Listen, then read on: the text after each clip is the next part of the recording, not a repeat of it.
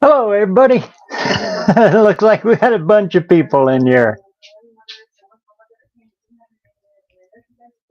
Dean, Robbie.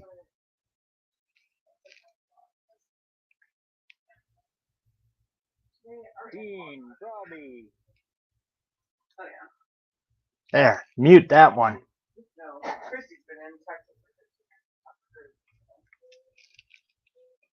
Oh, how goes it, everybody?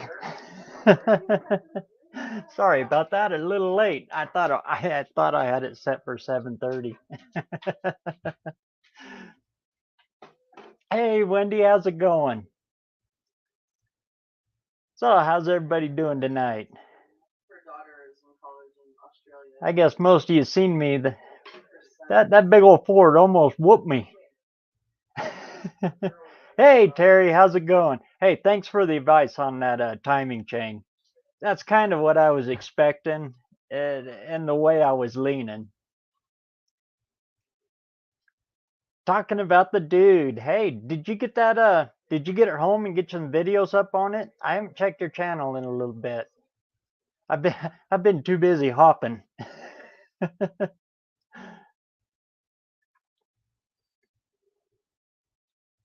Well, just like any other week here, this is an open mic. Anybody who wants to hop in, hop on in.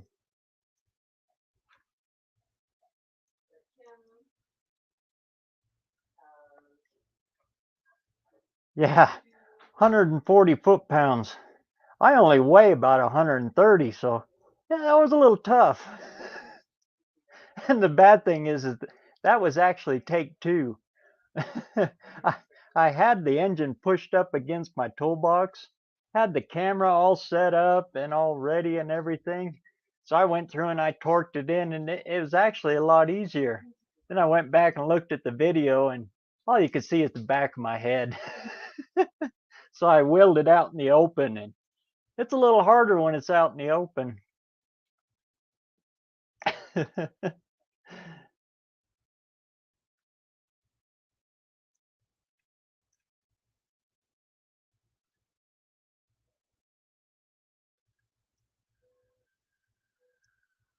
Likewise, she's up and running, huh? Just got to get my act together and edit up some introduction videos. And just toss them out there if you got them, man. A build like that, that's golden stuff, man. Oh, looks like Buck wants to join in here. Hello, everybody. Hey, Buck, how's it going? Haven't seen you for a while. Yeah, it's been a long time.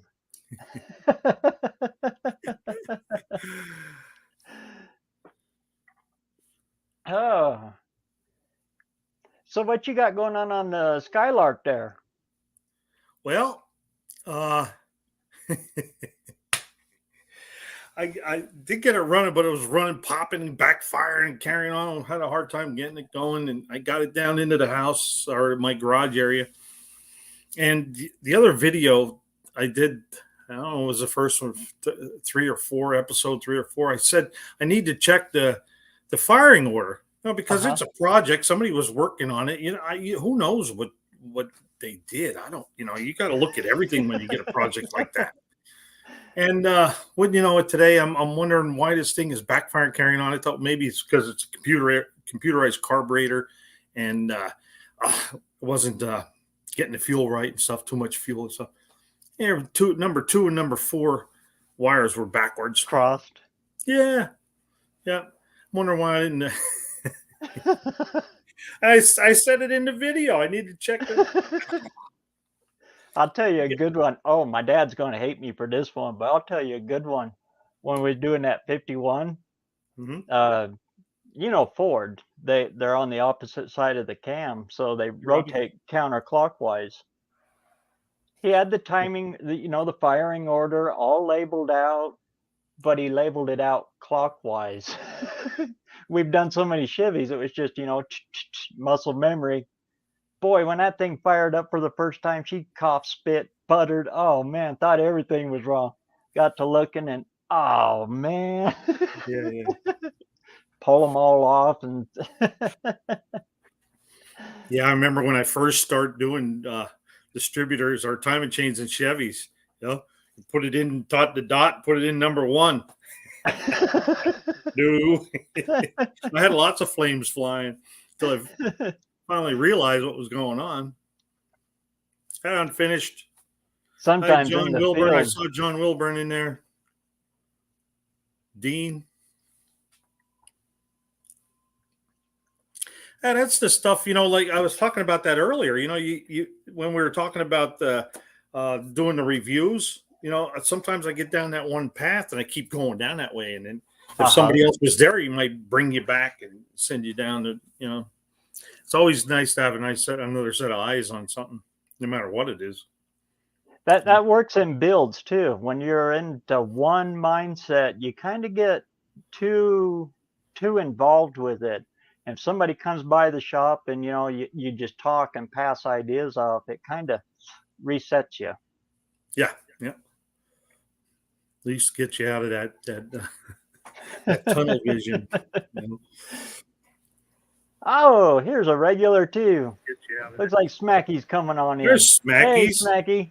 How's it going? How are you? Oh, here's a regular too. Looks like Smacky's coming on in. There's Smacky's. Hey, Smacky. How's it going? Ah, there you go. Can you hear me now? Yeah. Okay, I had the echo. It was echoing over here. Yeah, can you hear me now? Yeah. How are you guys doing? Not too bad. How are you? Good. Doing good. I haven't heard from you in a while. I know. Haven't seen you in an hour and a half. I thought I had like mine set today. for 7:30, so I was actually late too. So. Oh, I like it. That means it's 9 p.m. instead of 9:30 for me. Bye-bye, unfinished. Unfinished takeout? Oh, Yeah, we missed the up. You got to get some sleep. Oh. I love his little emoji comments. I look forward to them every day. I couldn't tell what that last little one was. Is that his old icon? Which that one little was blue that? one? I couldn't tell what that one was. My eyes aren't the best either, and then especially when I'm looking on my phone.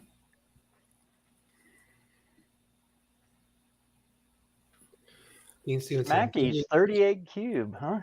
38 Cube FE variants production team. 14 bolt exhausts. So I have aftermarket. I have Edelbrock Performer RPM heads on there. I think they are 14 bolt exhaust. I have the original GT style heads, which are also 14 bolt exhaust.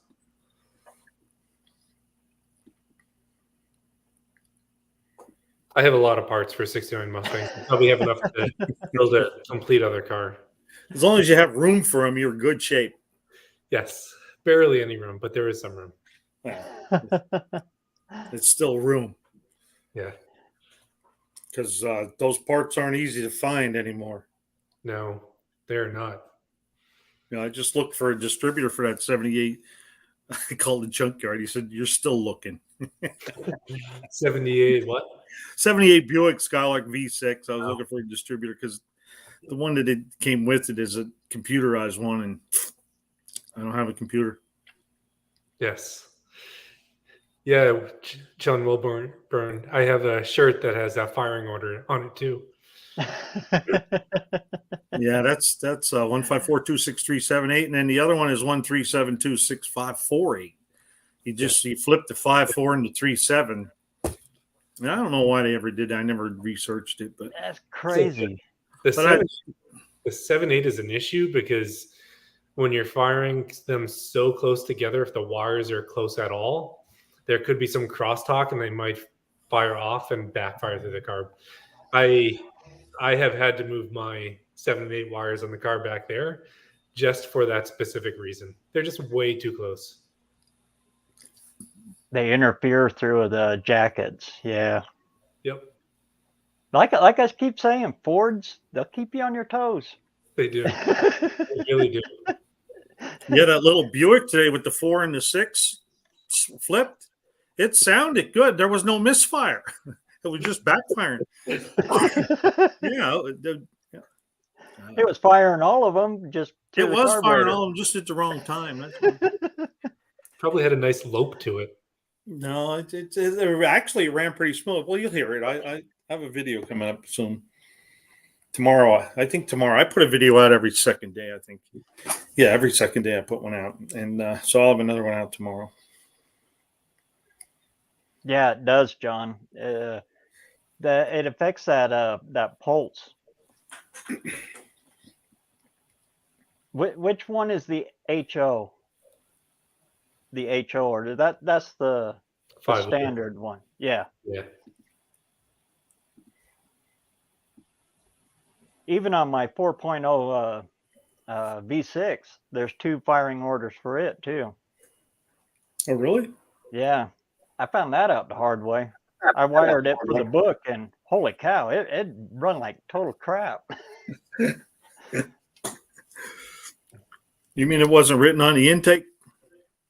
Oh no, No. you can't see the intake. It's No. you know, it's got the big, just like a 5.0. It's got the same kind of intake design on it. I hate that thing. I'm just waiting for it to die. That's my 8.8. That one will last a while, especially since you want it to go. But I've been driving it for 7 years now, and it just won't die. You're not driving hard enough. It's running on 5, so it's getting closer. Oh.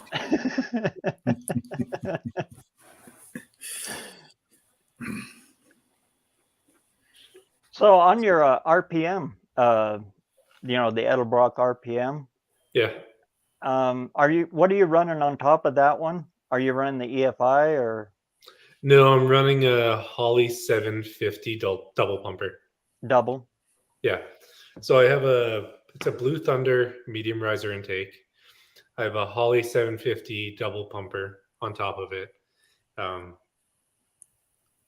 been playing around with tuning that recently. I'm running 1.76 Harlan Sharp rockers on a 600 lift comp cam. For an FE, it revs pretty high. It moves. Yeah, I need to do the gears in it. It's not really streetable. So it still has a lot of torque, so it moves. But if I were to do the gears in it and put a taller gear in there, something higher, then it'd be even more fun. But make a lot of noise in the highway. What's your rear tire size overall? I don't know. It's probably 28. I'd have to go and check. That's something everybody, kind of forgets about for a little bit. I did it. So I calculated it recently because what did I buy? I bought a speedometer gear. Actually, it's not installed yet. But I went through it. I bought a new speedometer gear. It's hard to see. So it's a left-hand drive speedometer gear that I'm going to be putting in the car some point this week. How close are you now? I'm off by like 10 miles. I'm off a lot, like 10 miles per hour.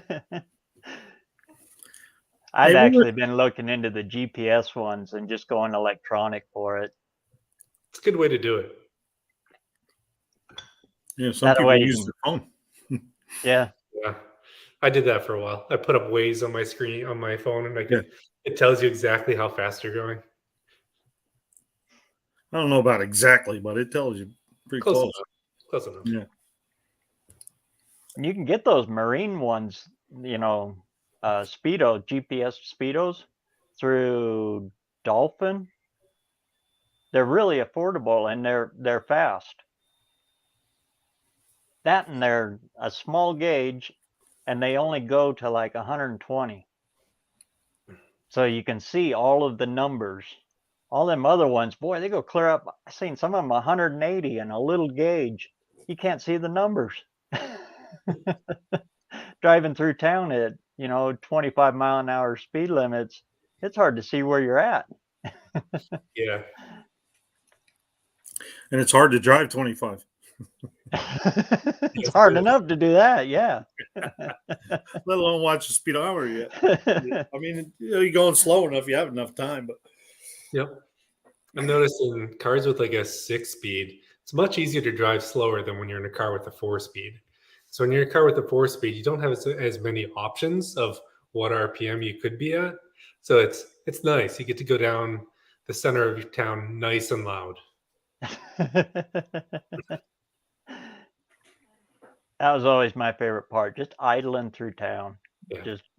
Just doing the slow thump and roll Yep. and watching all the heads turn. Yep. That's how that one is.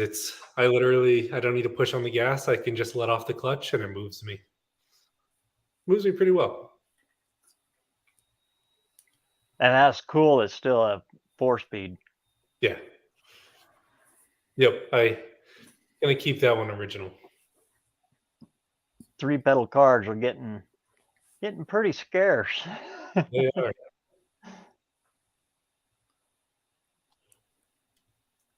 there was a white one like that at the drags today. I did take a video. Oh, The nice. Mach one, yeah. I haven't raced mine.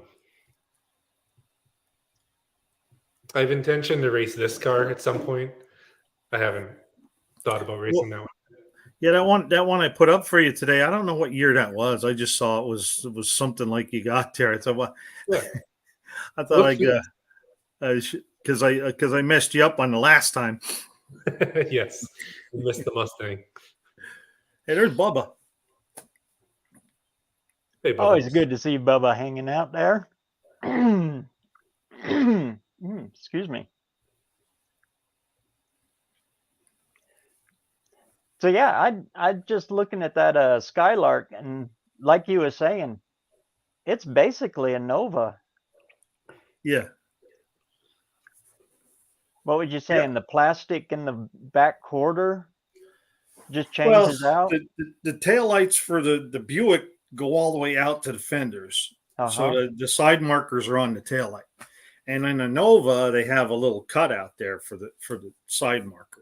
So the back quarter goes all the way down, and where the Buick has a cutout there for the taillight. That's the only real difference, And the hood I think is different in the front grille and the headlights. But you can if you can find Nova parts, you can put all the Nova parts on it. As a matter of fact, you wouldn't believe the parts I got with this car, but the 1 quarter panel is a Nova quarter panel. Oh, really? Yeah. So the only thing that's different is back where the taillights are. I don't know much about them late years 70s, early 80s Buicks. I don't know a whole lot about them. I can't remember them. Yeah, that's the only reason that thing was still there, because it's a Buick. If it was a Nova, that would have never made it. I wouldn't, because like I said earlier, I looked at 3 other cars before that one, and they sold them before I got to them. And that was an 81 Camaro and a 62 Comet and I think an 84 Regal or something like that. I forget what it was. But it seems like I always end up with GM cars. Not always. I've had a few Fords and Chryslers, but That's the car that you picked up recently, right? yeah. I was watching that video. I was scared. You were towing it you were putting it on the trailer by the back bumper, right? Yeah. I Did was you see that? really worried that back bumper was going to come flying off. No, those bumpers ain't going nowhere. Them ones, they're heavy. Yes. And they didn't have to worry about it rolling off because the brakes are they're still rusted shut. They're rusted. It takes a lot to move them. Yeah. And there is only front brakes on it. Back ones had nothing. But it's a work in progress. I get a lot of content out of that one. Yeah. That's a great way to look at it. Oh yeah. You got hours and hours and hours of video there. But and I really didn't want to get into the project car as far as because sometimes when people tear them apart, that's why it didn't have sparks. Right away I went right inside the distributor, see if there was even a rotor in it. Because who knows if they took it out for something else? I don't know. It's been sitting for 17 years.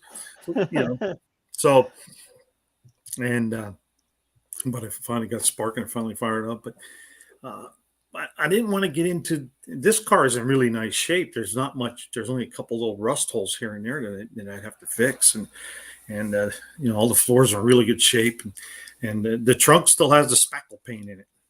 Oh, really? So I took a little video of it. I have it on the next one coming out tomorrow. You take a look at it. It's all like it was brand new. It's dirty, but it'll all clean up. Nice. You don't have to worry about any of that stuff. And the gas tank, I put a bore scope down inside the gas tank. It was all nice and shiny inside. I'm like, I was waiting for the look to see if it was rusty, but I didn't want to put no gas in it if it was all rusty. No varnish or nothing in it? I don't think there was anything in it. I put a hose down in there first before I put the bore scope in, and nothing. It didn't come out wet at all. I put it way down in there. It was nothing. It was like the tank was empty.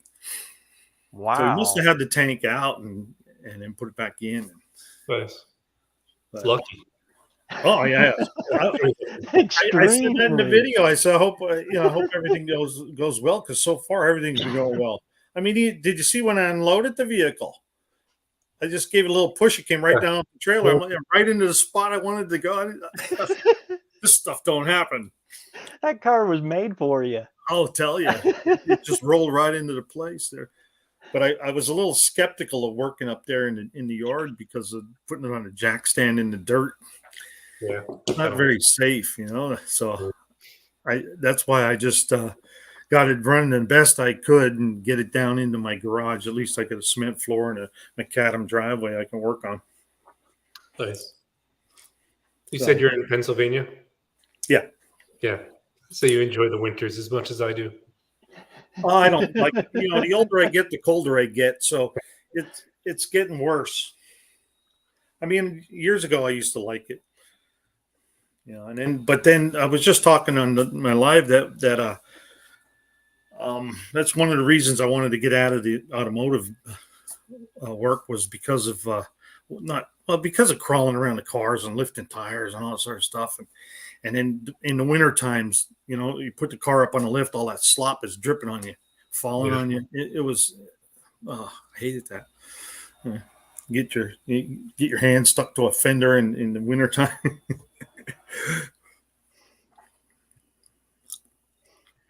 And in the summertime, it's summertime. I like the heat, but still, I mean, you got 180 degrees, 200-degree engine, and then it's 95 outside. So you got to crawl in there and do spark plugs. It's no fun. No, it's some of it was, and then I was also talking about, and that's one thing. Like, I got the bug again. I miss working on cars and doing stuff like that. And then I start watching YouTube, and then I stumble onto the No Name Nationals, I think through Uncle Tony's garage. And I start just poking around in there and looking around, and I'm like, man, this is pretty cool. And then I finally, because, I think Buzz said it, you ought to call it Procrastination Garage or something like that. I'm like, I'm a hell of a procrastinator. That's one thing I'm good at, is procrastination. But you know what helps? When you need to put out a video every week, that kills the procrastination. Yes, it does. Uh-huh. I will Every say day you're thinking, oh, I got to. Yeah. Yep. I've been enjoying watching all of your videos, BareRose. I watched you try to get those 460 heads on. You get the Buick, the new Buick. I've been enjoying it, and then I look at my channel. I'm like, okay, I need to do something this week. I need to make progress. That's good. Yeah, well, that's one thing that's been happening with me with the lives, is I've been learning a whole lot of other channels and a whole lot of other things that how they're doing it, and sort of gives me ideas. That's one thing I don't need is ideas. I got a lot. Yep. Woo! Here's something scary. Woo!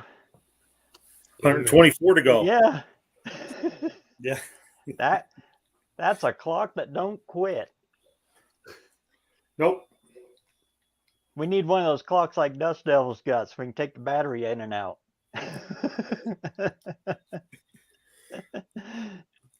Now, just like you're saying, that's what's keeping it coming. Hey, Robbie, it's I don't know what your Mustang that Pete is doing, but there's a 69 back there and a 13 over there. So, BareRose, I got this in the mail this week. Hey! Yeah, I got Who mine sent too, you that BareRose. I just daggum didn't do thing? anything. I didn't even open the envelope yet. I saw that it came in, but I went to the racetrack this morning, and then I come back and I messed with the car a little bit, washed it, and then I came in and did the live. And You don't have to break a window to put it on. yeah, I was thinking that. I don't have any broken windows. You know, 'cause I got roadkill customers yet too, and I got the ones from Two Hacks. So I was thinking about doing a little video and putting them on my car. They do work for that, but I don't suggest taking a hammer to get them on there. So you know what my dad used to do with years ago, you used to get all the political bumper stickers or any kind of bumper stickers. They'd always be handing them out because back then you had chrome bumpers. You could put a bumper sticker on. But he used to use them to cover the rust. Instead of Bondo, he'd have stickers on the side of the truck. Yeah, that'll work. Boy, ain't that the truth. Yeah.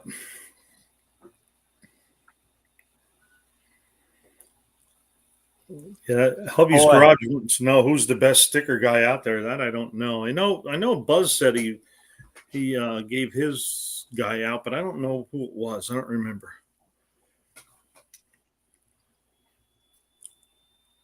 I think Pete is doing. Oh yeah, my friend Pete. And none of you, if any of you guys have not checked him out, he's got a heck of a channel too, and he's been at it for a long time.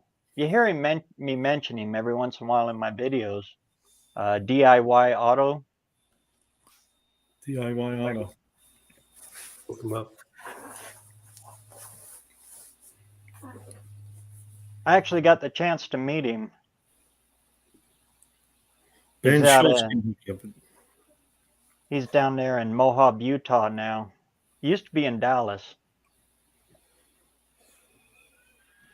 DIY Auto School. I think I found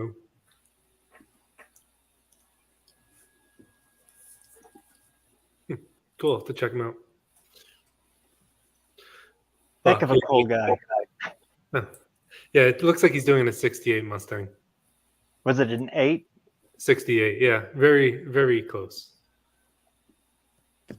But he's been you'll working on that one for a while. Yeah, it looks like it's pretty rusty. Definitely a lot of work.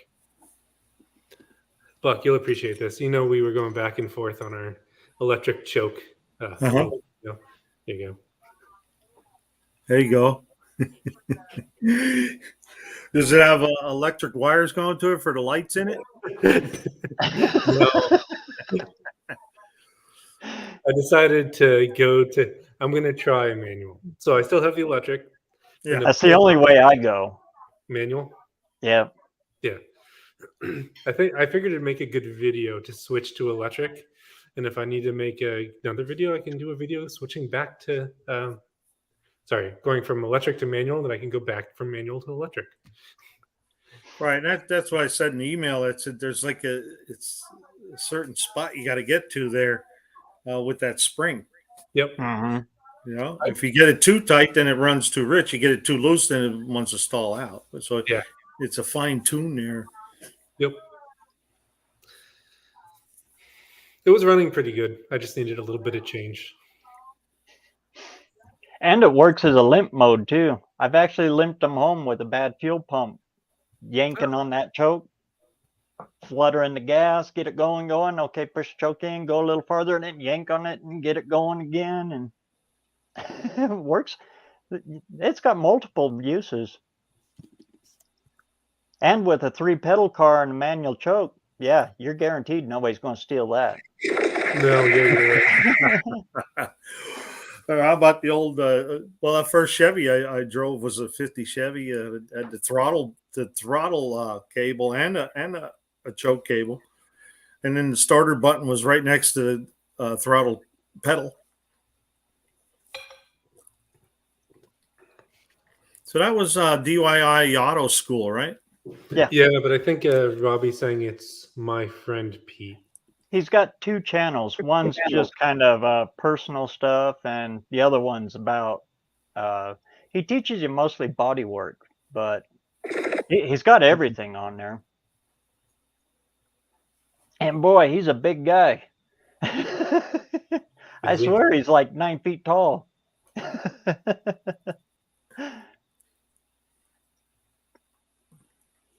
He had a short-lived reality show. I think it was on Discovery, called Tough Love Garage or something like that. Way, way, way back before it really got heavy on, history and Discovery.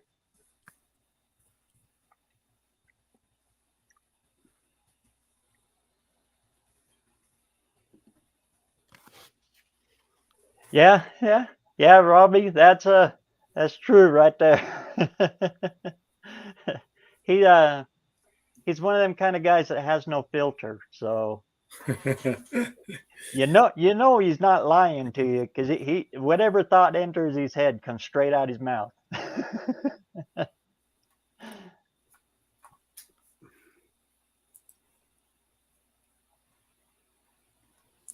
BareRose, what'd you get done on the 460 today? Anything? I got the rockers in, the intake's back on it. I'm just going to run the stock intake. This thing is going bone stock. How heavy was that stock intake? Oh, Lord. Oh, my God, they're heavy. Yeah. They're about as heavy as a head. Yeah. Yeah. I've got a YN Stealth saved in my Summit card, but $300, that's... is it $300 I can put in the gas tank, or $300 for a little weight loss? Yeah. Because with the stock heads and the stock cam, all I'm going to gain is just weight loss with that combination. It'll be a torquey motor, right? Should be very torquey. That's what I'm banking on. Yeah. I'm hoping everything comes in right out of the hole. Yeah. Nice. And I'm hoping Wild Rose gets a little excited and blows his tires off, so Cher can get out in front of him. I think that's my only chance. It's going to be the preview to the War of the Roses. This year, Sykeston, I think we're going to try the Wild and Bear race. Where's that? I'm going to call out BareRose Garage in that little Studebaker. Oh, okay. After him and Mopar Al have had their run. Have their battle.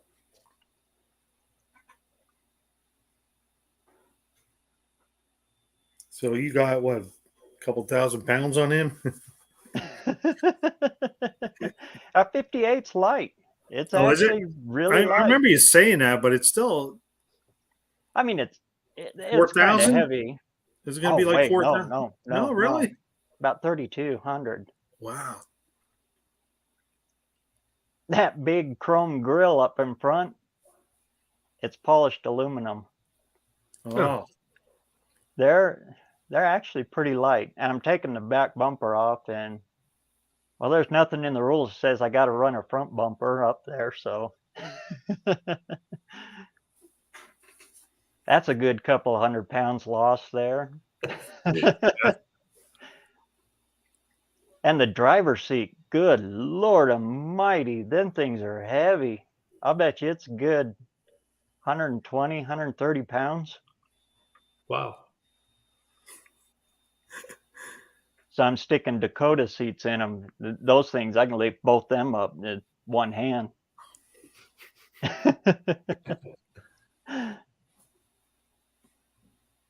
Yeah, but I think way back in 50, what is it, 59 you said? What's that? That Fairlane 59? 58. 58. Yeah, but way back then, your seat was part of your uh, safety system. That's probably why it was so heavy. Yeah, but there's no locks on the seat, so if you hit something, it just shoves you out the windshield. I was going to say maybe it helps keep the back people in the back there, but apparently not. And they kind of fold into each other sideways. Right? Yeah, they have that weird bend to them. Yeah. So it shoves you out the passenger side, so you avoid, that head on. That was another thing with that Buick. It's a two-door. Right? I thought, my gosh, never thought I'd find a two-door. Keep the rubber hot. Keeping that rubber hot. Yep. Yeah, I had to weld something today. I said, "Hey, I'm gonna get the metal hot today." That is going to be one cool race. I've been waiting for that race for a long time. I was watching the series where you were driving up to go race Uncle Tony when that happened. Have you guys seen that video? No, I haven't. Andy's earlier ones? I think that was on your channel, wasn't it, Andy? The videos of you driving up to Uncle Tony's or driving over to Uncle Tony? I won't give much of it away. You got to watch them. I'll go find it.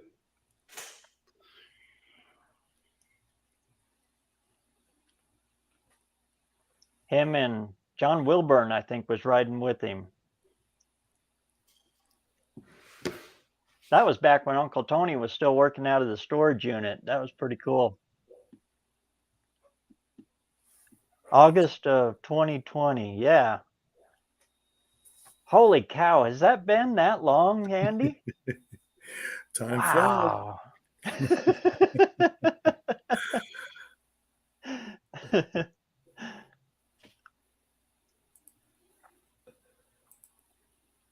I mean, that's just going to be an amazing race.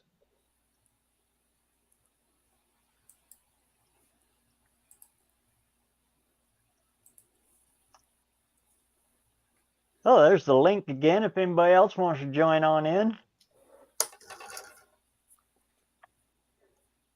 Yeah, my strategy on that whole thing is just torque. I'm just going to try to punch it out of the hole and hope for the best. 460 should get you there, especially on an 1/8 mile. I'm hoping that 1/8 comes quick. Because Yeah, I've seen what Wild Rose is doing. Okay, Buzz.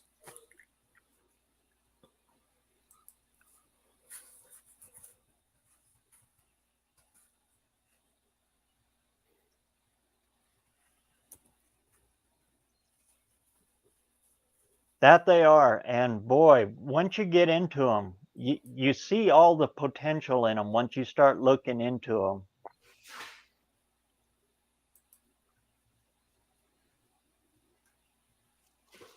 Even the later ones, because it's pretty much the same block. They just started dropping compression, and the cams in them are just horrible. But you start changing them around, and you can get a lot out of them 385s.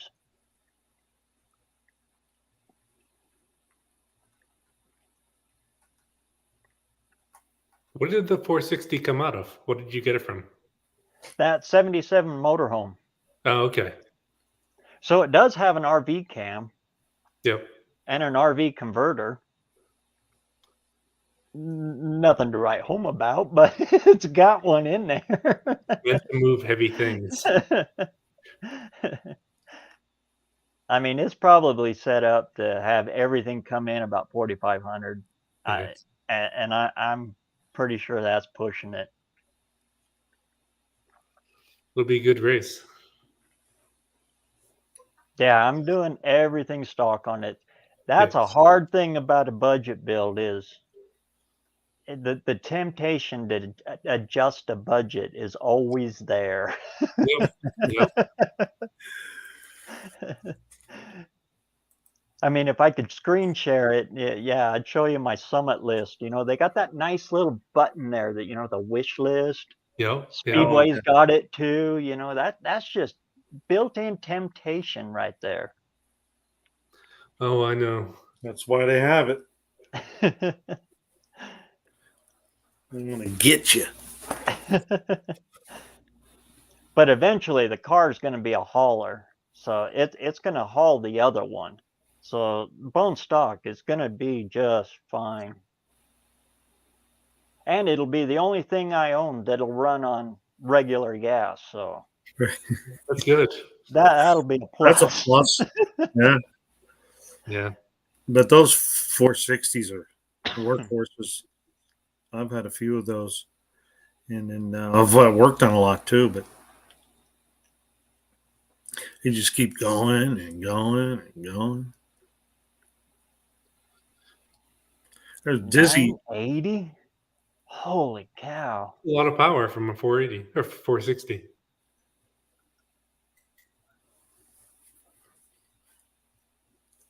I know you can untap a lot out of them.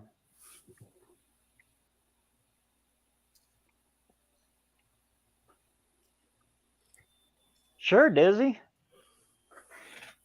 Just look up my email on it's in my homepage. Send me an email, title it sticker exchange or broken window or something, and I'll send you my address. Yeah, I'll just throw some in there, and you'll see my address on the return. There you go. You gotta read Terry Grover's comment there. There we go. Yep.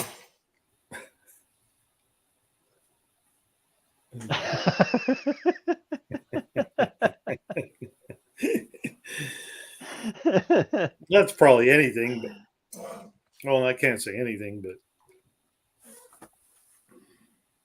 Terry's in the house. Boy, if you want to know how to turn stock into hot, Terry's got some cool stuff over there.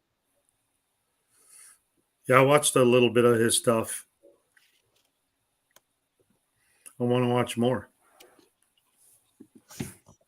Oh, looks like we got somebody else ringing the doorbell here. What up, guys? Leighton. Leighton, how's it going? Hi, Leighton. Good. Welcome to the live. Hey, looks like you're doing what I should be doing. Yeah. Stand. I gotta separate the transmission, put it on the stand. What is it you're working on there? A 318. 318? Yep. I grew up a Chevy guy, but I'm slowly becoming a Mopar guy. No, I don't discriminate. If it's got four wheels, I'll drive it. Exactly. That's right. Exactly. And they all have their own little issues. It doesn't matter Chevy, Ford, Yeah, Dodge. You know, I've been pretty much a mechanic all my life, and I went worked at a shop for about 2.5 years. And people would ask me, "What do you work on the most?" Everything. Jack of all trades, master of none. Yeah. Yeah, I quit. I farmed for 6 years, mechanic for 2.5, and last year I said, I think I'm gonna go back welding. Farming's getting old. You do pretty good welding. Thank you. I'm not That that you good do. of a welder. I could. I ain't been in BareRose Garage yet. I'm gonna jump on there with him. There you go. You're more than welcome. Jump on in. You can have dual sticks. So what's your 318 going in? Here's your chance. You can tell everybody about what you got going on there. All right. Well, this came out of an RV. I paid $200 for the RV, hauled the frame off, paid for the motor and transmission. I got I've got a 79 Aspen that I just got a couple weeks ago. That this is going in, and I'm hoping to go to No Name Nationals with it. But that's about You it. say 78 Aspen. 79. 79. 79. What are you doing to the 318? I just tearing it down, checking it out, and we're doing just a basic rebuild on it. New gaskets, bearings. Kind of like what I'm doing. Yeah, Just freshening it up. And I had a little rust on one of these cylinder walls, so I'm gonna hone it out and just clean it up, make sure it's ready to go. Nothing major yet. I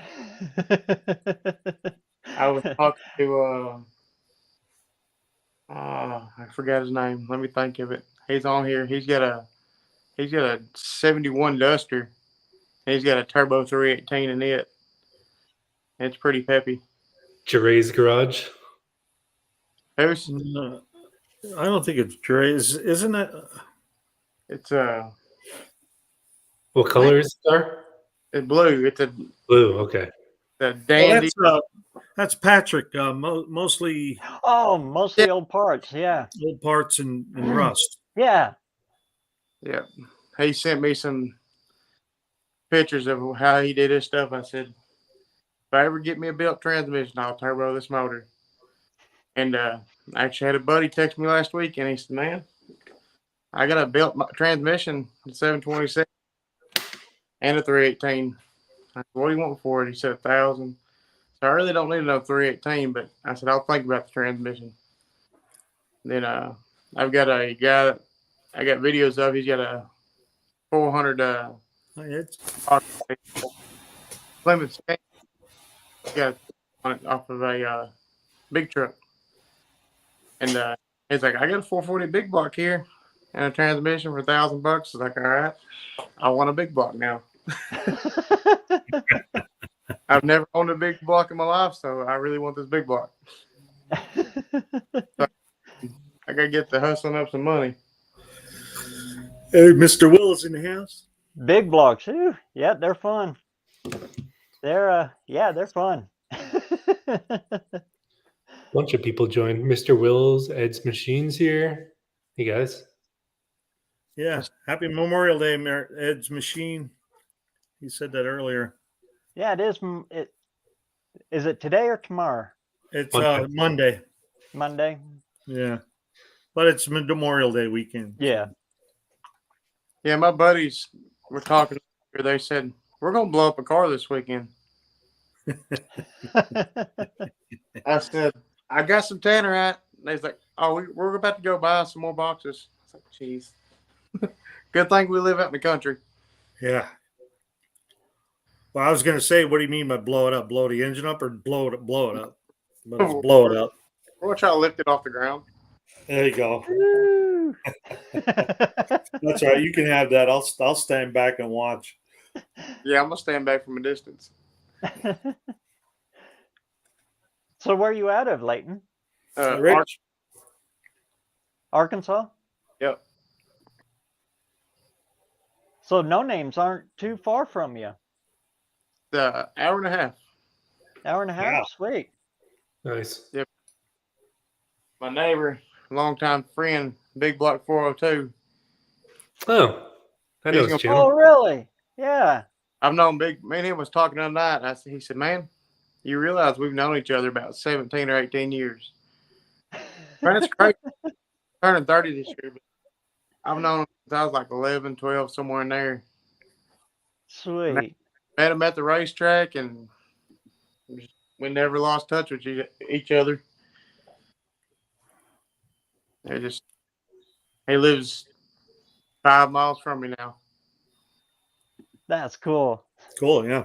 So he kind of got the no name. So I was like, I'll figure something out. I've got a Rambler out here that I actually traded for the Aspen. And I said, man, I'm going to take the Aspen and no name. I said, if I ain't got 500 subscribers, I'm standing on the side of the road with a sign that says, please go subscribe to my channel. Like I was telling everybody, all you gotta do is sit at the front gate with one of those little signs, and you'll if you show up by Thursday, you'll have it by Friday morning. Well, I'm going to leave probably Friday morning. I think me and Big Block, a couple other guys might drive up there together. If everything works out. Or heck, there could be a car show in the parking lot too. Oh, Of yeah. everybody who didn't, make it possibly, It's going to be just as exciting as the actual racing and stuff. Uh-huh. Yeah, I was looking at it this way. There really isn't any difference. The only difference is if you don't make the 500, you just don't race. If you make the 500, you race, right? Yeah. I mean, you still have everything else is still going to be the same. You're still going to be able to get in there and talk to everybody and watch everybody else race. Matter of fact, if you don't race, you probably get to see more. Yeah. Yeah, if you don't race, you can go worry about as many breakdowns, hopefully. Yeah, less work too. Heck, when I registered under show. I wasn't expecting to race. I was just expecting to go there, get it into the car show part.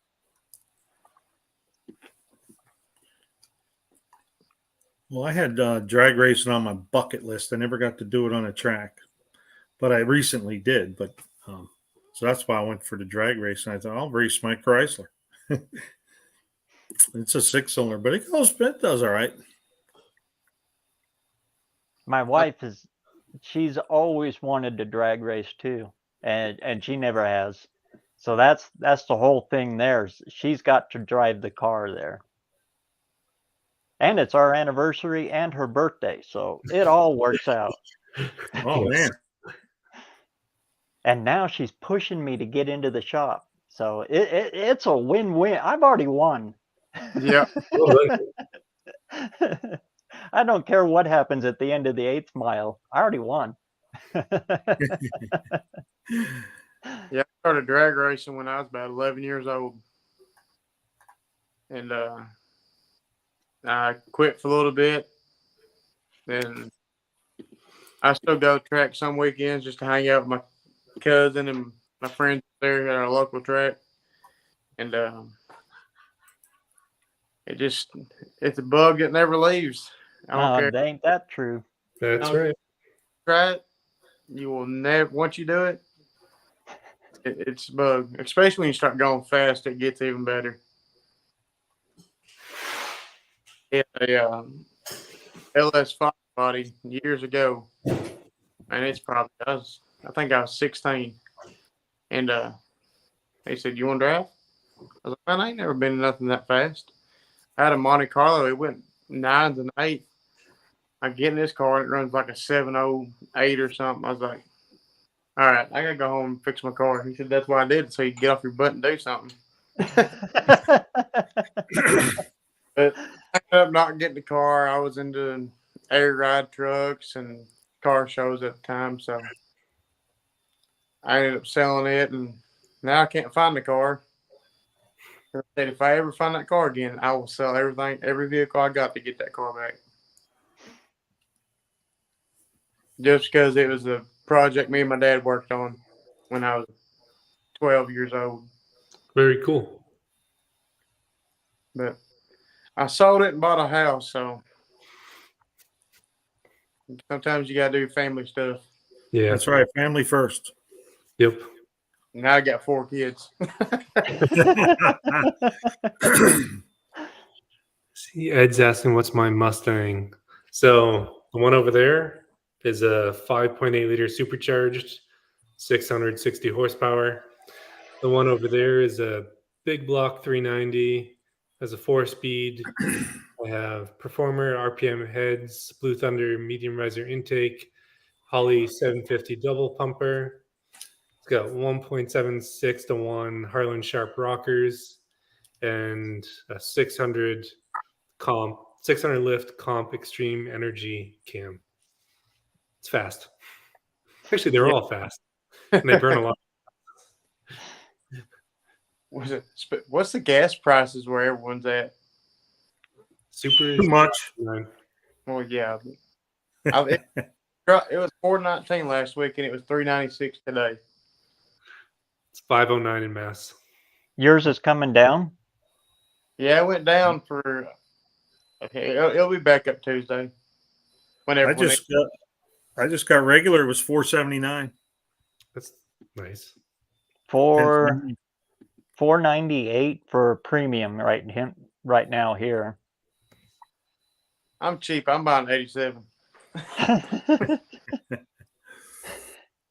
I need to build something. I am building something I can run that in now. It's a good thing. It's a good thing. It is. This motor probably won't see because I like 93 for my V8s. But my little driver, he gets 87. My dad, he's a believer that 89 gets better gas mileage than 87. So that's all he's ever bought was 89. Well, if that's what you want, that's fine. I'm buying the cheap stuff. It ain't cheap now. It's thinking $4 a gallon. Yeah. And diesel is really scary. Yeah, it was just $6.49 here in Pennsylvania, but I think it came down a little bit. Yeah, I know some guys that haul campers up there in Indiana, and they say, man, the diesel's killing.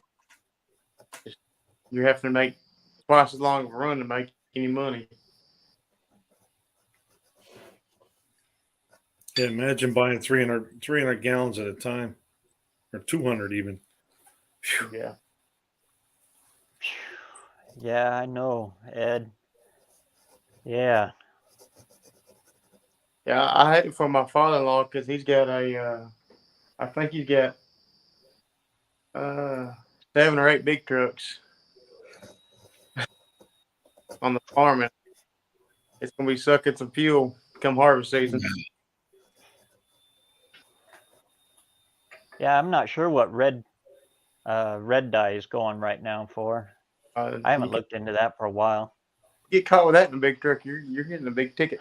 Oh, big time. Big time. I mean, well, I ain't gonna say that I was a part of it or nothing, but there might have been a couple tanks that got filled up in one truck. It was dark. I couldn't see what color it was. It was never supposed to drive it on the road. It was gonna be in the field, then the grain bins right down the gravel road. Well, I'll leave it at that. Y'all have to figure it out.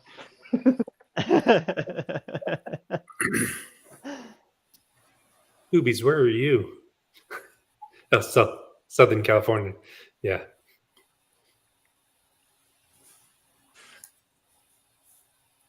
I don't know if I could live in California. I can't afford to live in California. No, It's getting tough there. Every video I've seen, you can't even tint your stinking windows or put exhaust on your car without them harassing you. Yeah. That's hard too, because that's kind of the hot rod culture birthplace, kind of. It's like the heart of everything. Custom motorcycles, custom cars. Uh-huh. And they're the ones that cracked on it so hard. That is so strange. Yeah. That's how Massachusetts is becoming. It's hard to get by with the exhaust and modified cars here. Oh, You guys do full-on inspections there in Mass, right? Full inspections. We do emissions. Yeah. California. We ain't got none of that. No. You got So 2 mirrors, headlights, and wipers. You're good. here's what a mass inspection is. They walk around the 69 They jack up all four corners, check all the rubbers on the suspension. They walk around it with a camera. They could take pictures of all four corners. They take pictures of the license plate, the mileage. They make sure you're not kind of skipping it out on anything. They test everything on it for safety. They go through all the seat belts. It's absolutely insane. Wow. And each system connects back to the Massachusetts government headquarters, whatever it is, the DMV headquarters. And there was a point a few months ago when the cameras went down where they couldn't do inspections for like 2 weeks because the cameras weren't working. But every single private shop has cameras that connect back to the Mass RMV and inspectors. Wow. It's absolutely. I thought Pennsylvania was bad. That's worse than we are. Yeah. I mean, we got almost all that stuff, but they don't take pictures of everything. Yeah. I've got a cousin and a friend. They got a Cutlass and a Blazer, and they run Fender exit bullhorns drive through town. Nice. Yeah, here in Idaho, it's easy too, except for Ada County. In Ada County, they do emission testing and safety inspection, but that's the only county. Yeah, my diesel's exempt from emissions, but my cars have to be checked. You just go to the DMV, hand them a title, and just hope you don't get pulled over. I got pulled That's over. the way it is everywhere else here. My muffler was hanging low because the hanger was broke and had a piece of flex pipe in it. Got pulled over. The cop said, "I pulled you over because your muffler's hanging low." I said, "Man, when are we turning to California?" I backed it up here in the shop or front door of the shop and welded it up real quick. I said, "I don't know what it is." Pulled over for a stinking muffler hanging low. Must have been a rookie. I got pulled over in my MG. It was on New Year's night because the turn signal was too slow. Wow. Not because it didn't work, because it was too slow. It's Lucas wiring, of course. It's lucky to even be blinking. Hey, BareRose, at least you were using your turn signal. Yeah, they don't have those But here. it was New Year's night. I know why he was pulling me over. Yeah. I haven't drank in years, decades now. I know why he was pulling me over, but yeah, that was his excuse. John English said he registered his Valiance as an antique, no inspection for life.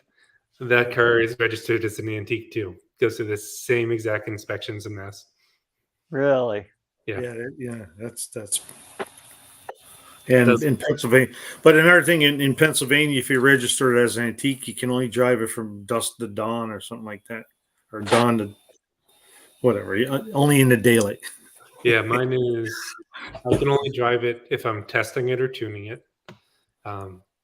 So I have to keep a tool bag in the back seat, and I have to either be going to a show or going to a parade. I'm not supposed to be just taking it anywhere else. Wow. So I always keep my tools in the back seat. I'm always working on something. And you still got to get it inspected. That's crazy. Still got to get it inspected. What's up, Big Block? There's my neighbor. Hey, Big Block. We got him out there in the audience looking at you.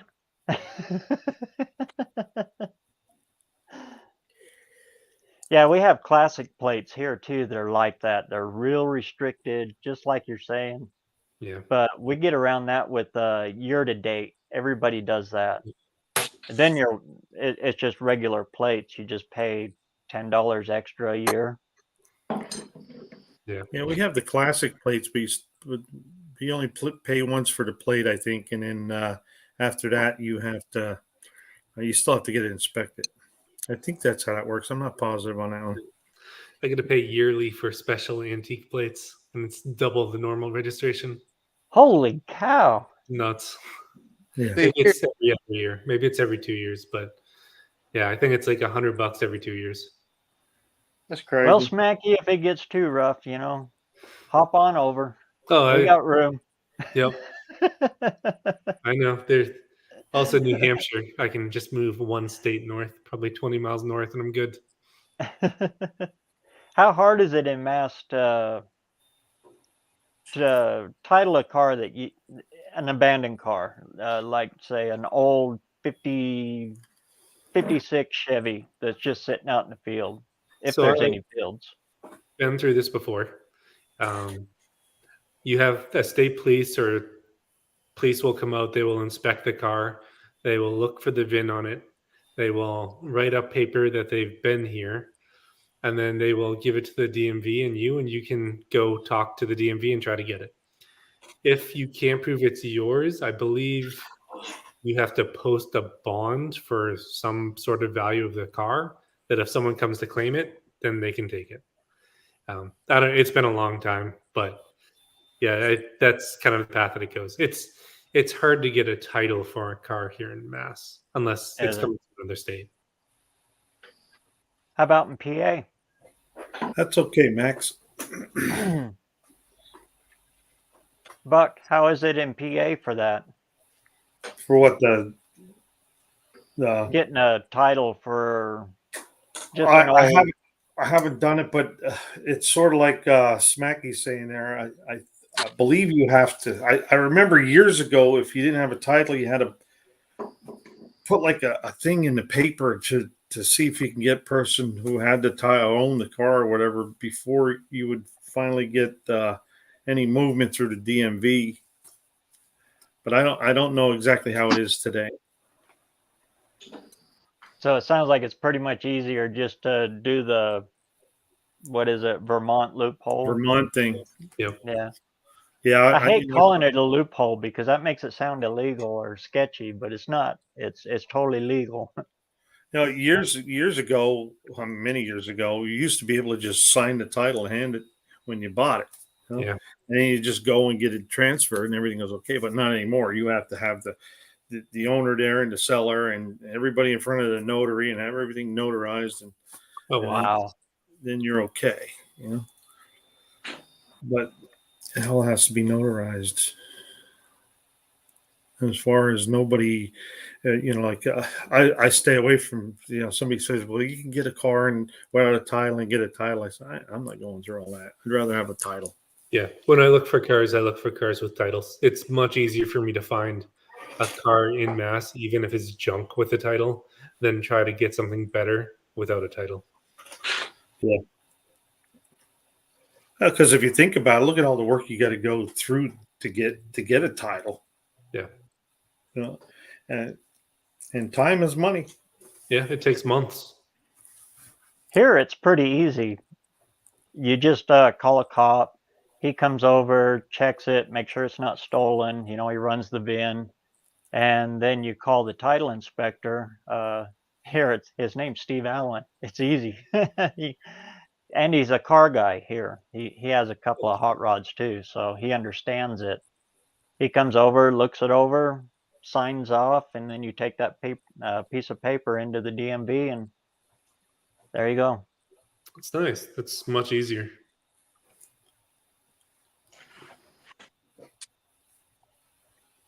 Build titles different though.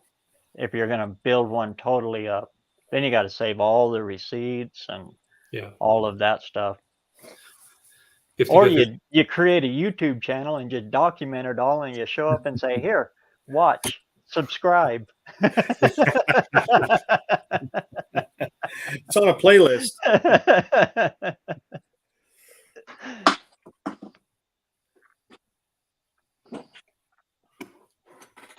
But yeah, I've dug, well, around here, the titles didn't mean much. They're old farm trucks and cars and stuff on farms. So yeah, I think in Mass, they didn't title cars until the 80s.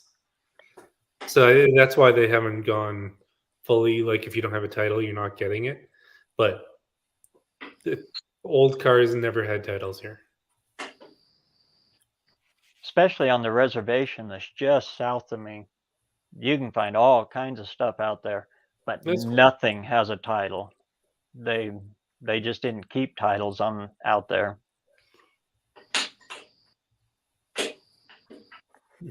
In fact, that wrecking yard that I go to all the time that is just loaded with old cars. It's right on the reservation. Hmm. In Mass, I don't know if this is true, but I think if you put a car in the wrecking yard, your title automatically goes to junk and you can't get it back. Yeah, here too.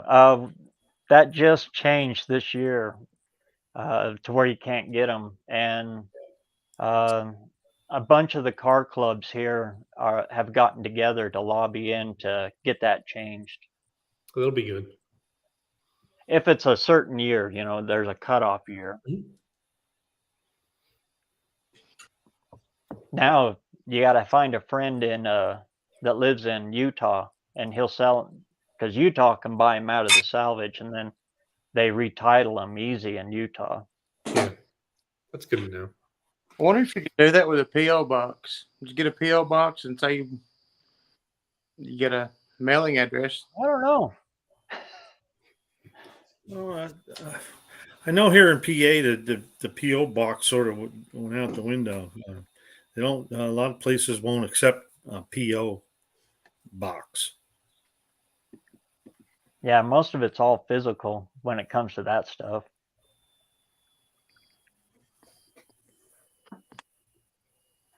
Which really sucked around here because if you gave the physical address, you wouldn't get your mail. Are you that far out? Yeah, I'm.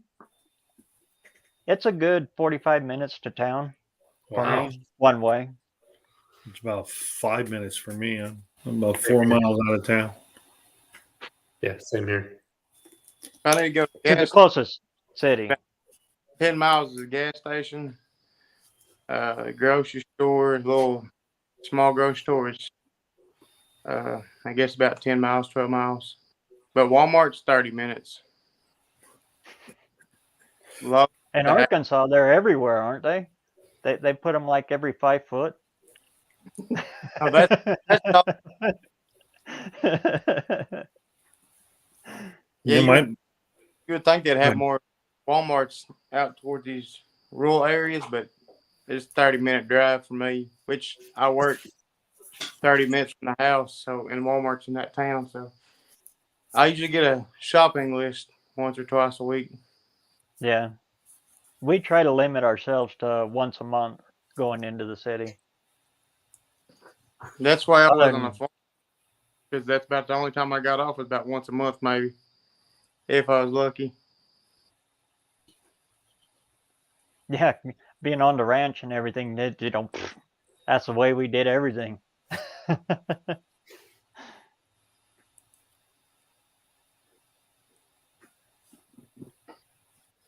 Yeah, I live in a small city out in Massachusetts on the East Coast. There's a Walmart 10 minutes away if I need to. Everything is very close by. We have a small little mom and pa auto parts store here. That's just oh Lord, about 300 yards from me, but he doesn't have a whole lot of stuff anymore. No? Closest O'Reilly's is about 15 minutes, 10, 15 minutes away. Yeah, I got 2 Napas, 2 Advance, and an AutoZone within 10 minutes. But do any of them know what they're talking about? Maybe the Napa people do. The Napa guys are really good, Yeah. and the Advance guys aren't too bad. I've had a lot worse. Yeah. I used to go behind the counter and just look it up myself. Which, when I was younger, I worked at my cousin's shop a bunch, or I'd be at different shops working. So I'll just walk in there, go grab what I want, put on this account.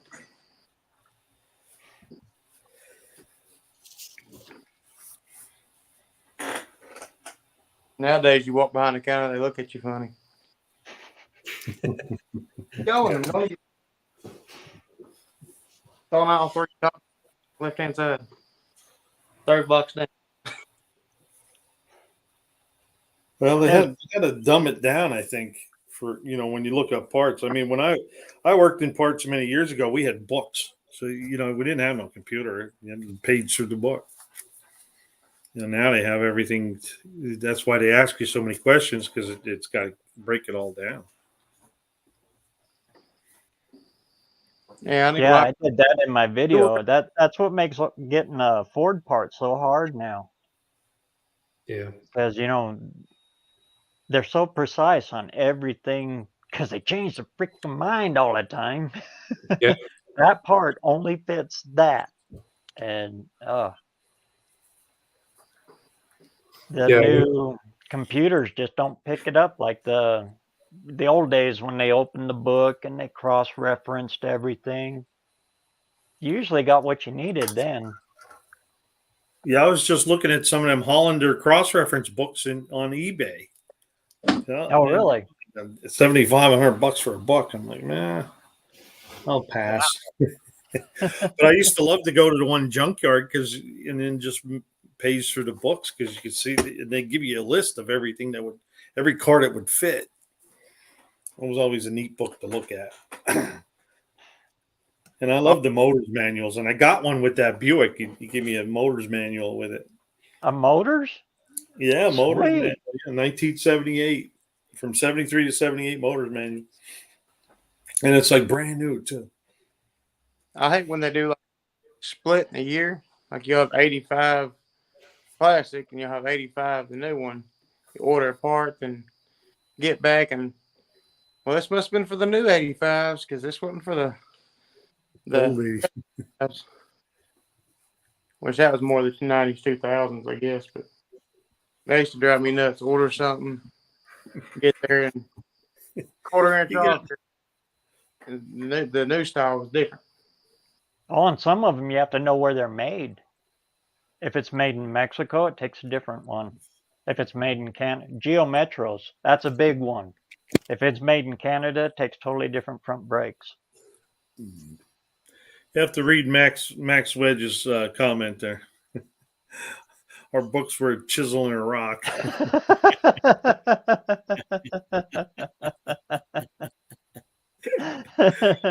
Yeah. That's funny. I don't care who you are. Well, guys, I'm gonna jump off this live, and I think Destroyer 1320 is doing a video I was gonna check out, and I'll be back. Sure. That. No problem. Hey, it was Yeah. great having you on tonight. Thanks for having me, man. Nice meeting everyone, and I'll be in the chat. You too. Good seeing you. See ya. And then there was 3. And then there was 3. I'll post the link back up here again if anybody wants to hop on in. Yeah, when I ran to AutoZone a few weeks ago to get spark plugs, and they wouldn't so I knew which plugs I needed. I need Autolite 3924. They wouldn't let me get them unless I told them the year and make and engine in my car, which I did. But the plugs that I need aren't the right ones because I have different heads on the car. So it took about like 15 minutes of explaining before I almost decided to just leave and go somewhere else. And you're just grabbing the counter. Yeah, like, nope, this part number, this is what I need. Why so difficult? You just made the job easy for them. You gave them the number. Yep, I know.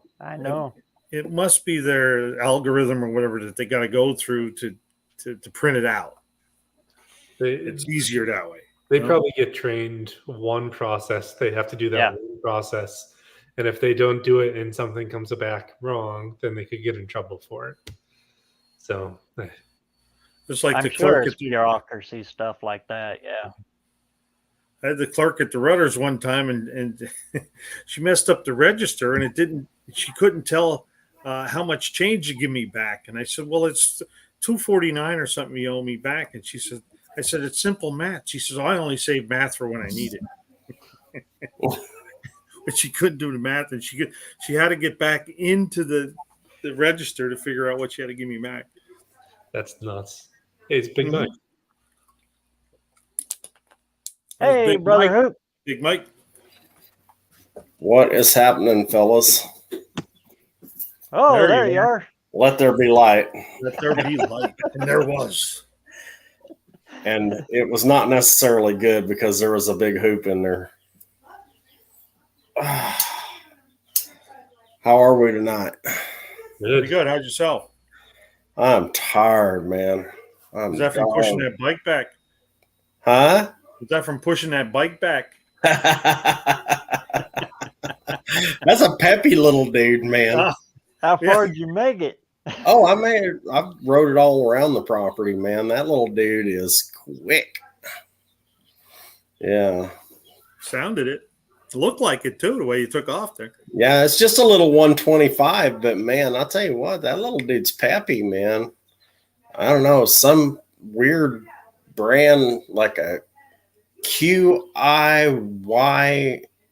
or something, Quio or some, I don't know. Never heard of it. It's like an Amazon bike. I don't know. All I know is that little dude it's peppy. We picked it up off of my wife found it on Marketplace, and we picked it up for the right price. So, what's up, Max Wedge? Yeah, let there be. So I'm editing on my phone right now. I've been working on a video for 2 days. Oh, I know how that goes, brother. Oh. And well, we just finished up. My company just left. We had a big hog roast today. I roasted a whole hog on my smoker. And yeah, one of those wild hogs that I butchered here a while back. And man, yeah, it was good. Nice. And yeah.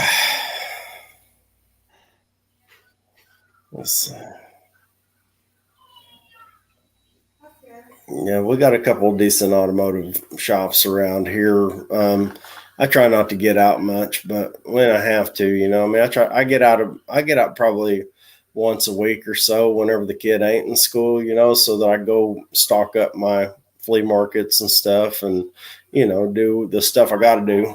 And other than that, man, I try to stay home if I can because I got too much stuff to do here. I mean, I'm thinking probably not tomorrow because I got to help out the dirt guy, but maybe Tuesday we're going to be dropping hay. And so, yay. Is it first cut? Yeah. Yeah. And it's thick. We had all that rain for a week. And I mean, and it's still mushy here. I mean, it's still mushy here. So, yeah. And I mean, the heads are just now getting really good and full, you know, so there's a lot of nutrition in them, but we got a long ways to go. Yeah. Oh man. I mean, ours is thigh high and headed out. Yeah. Yes, Dawn English food coma. I'm telling you, man, I ate way too much. We had about 50 people here. And I still got 3 full gallon Ziploc bags full of pulled pork left. And plus, you know, all the fixings. So, yeah. I mean, that one hog, well, with side dishes, fed 50 people plus had plenty of leftovers, and we sent some home. So. Sweet. Yeah. Yeah, sound like a good time. Yeah, like I said, I'll be uploading that video here in just a few minutes. It's almost done. It's processing on the on my editor right now, and it'll be up in a little bit. It's a little bit longer than normal. It's about 20 minutes or so, but I mean, it shows my brine process and you know, the way that I prepare my smoker, because I don't have a conventional smoker. I mean, imagine that, you know, who people are not having something conventional.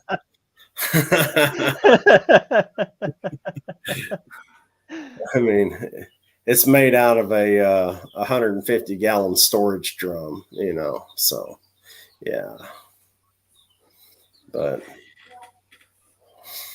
so what y'all been up to today? Well, I was at the racetrack earlier, and then I just did the live. I worked on the Buick a little bit. And, Yeah. back on the live again. Nice. So it's been a full day. Gotcha. I got the Right. rockers all in and the top all put together on that, but Right on. Did you put out a video on it yet, or I haven't been online all day? it'll come out tomorrow. Oh, okay. I found out if I put my video out and then I go live, it kind of slows my video down. Gotcha.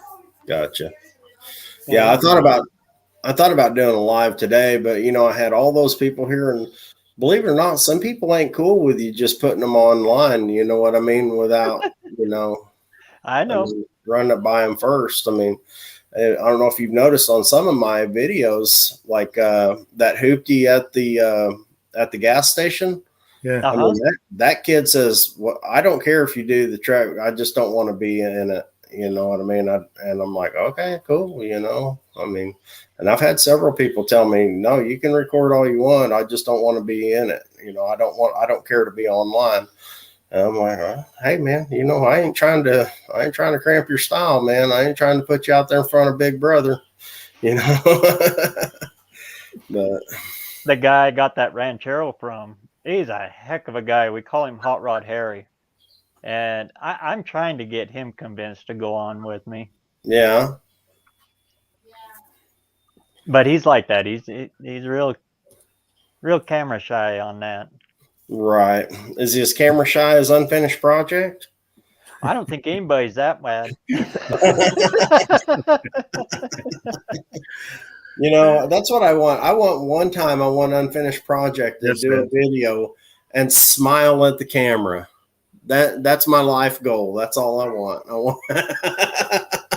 I can die a happy man when he does that. Well, hey, back to the videos. I read somewhere that they said that you should put the videos out like the same time. Yes. All right, and to keep it consistent, you know, if you do 10 o'clock in the morning, put Yeah. 10 o'clock in the morning. Now, I don't know if there's any difference there or not. I really haven't tried anything, but that's what I've been trying to do, is to keep it like 9, 10, 11 in the morning. I try to keep that, and then every second day.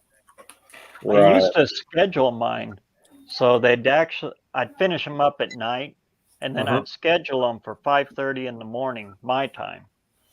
And those ones were doing really good, and I had all of them scheduled out because I was doing that, you know, getting a bunch of them, about 5 of them in a row, and just letting them come out automatic. But I've been lazy. I haven't got a string of them again.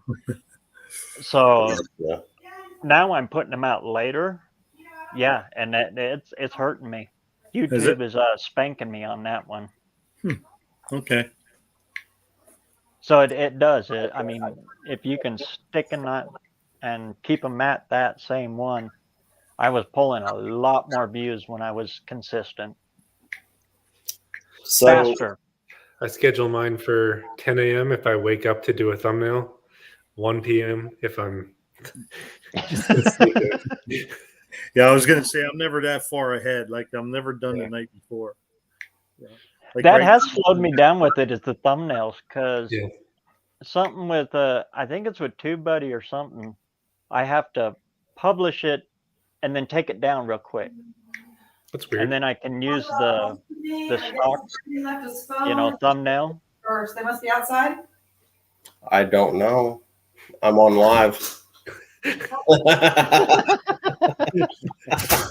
Yeah, you all heard my Yeah, she just went running out there. Apparently, some of our guests left some stuff behind. So, I was going to say, if you want to get rid of them, just walk around with your camera. yeah, no kidding. Terry Grover. That's funny. Yeah. Have you guys seen his video where he's doing Elvis and Roy Orbison? No. I don't guess Oh, so. go check him out. I'm going to give it away there for you, Terry. Yeah, go All check right. him out. He does a good Elvis and a good Roy. Right on.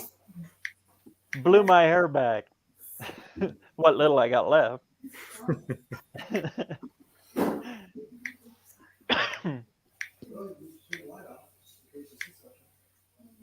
What do you guys use to make your thumbnails? Do you use Canva or I use TubeBuddy.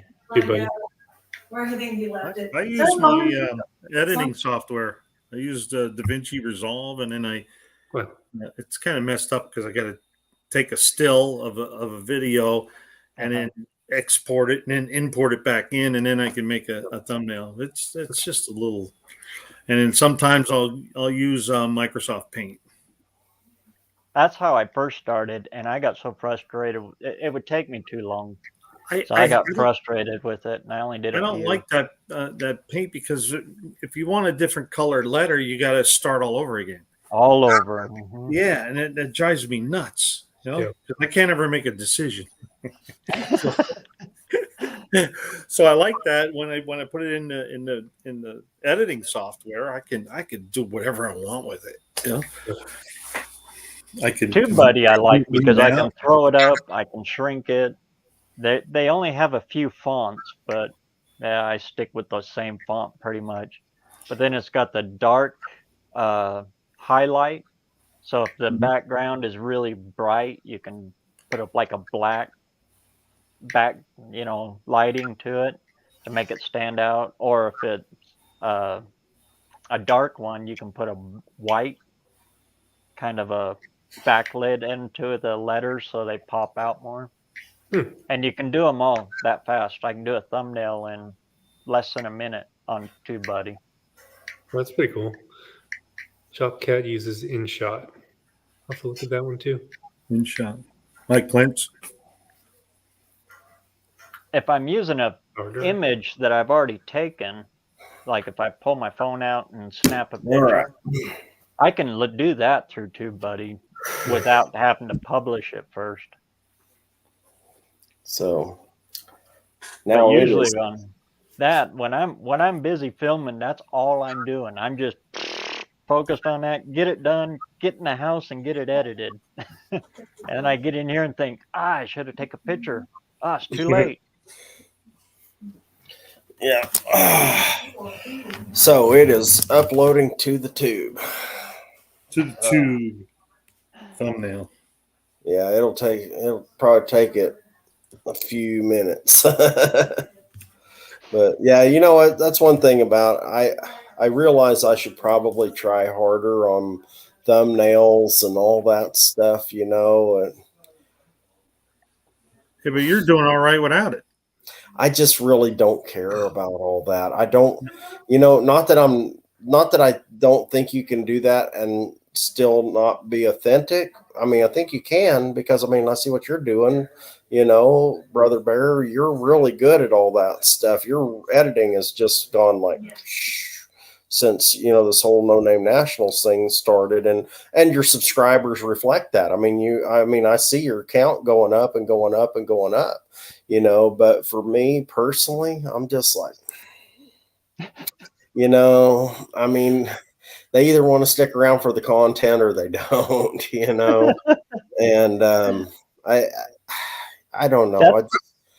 I don't know if I'm lazy or if I'm just, set in my ways and I just don't want to learn a whole lot of new stuff, but yeah. That's funny you say that about my editing because I'm actually limited to, when I shoot in the resolution that I'm shooting in, I can only do about 5 edits, 5 cuts, and, or those little pop-ups. I can only do so many of them or it locks it up. My computer's too slow for it. Oh, gotcha. Well, you see, and I still do everything off my phone. And I tried that. And yeah, these every single thing I do is off of my phone. I tried one on my computer and I did the TubeBuddy thing and I lost 15 minutes of content and I said, well, nope, not doing that no more. I do everything on my laptop. Yeah, I gotta have a screen and I can't. I tried it Yes. on the phone, and it's ow, ow, ow, ow, ow, ow, ow, Well, I've got a screen. I think it's like 2.5 by 3.5, 4, or something like that. Yeah, I'm sure I could do it on the phone, but why?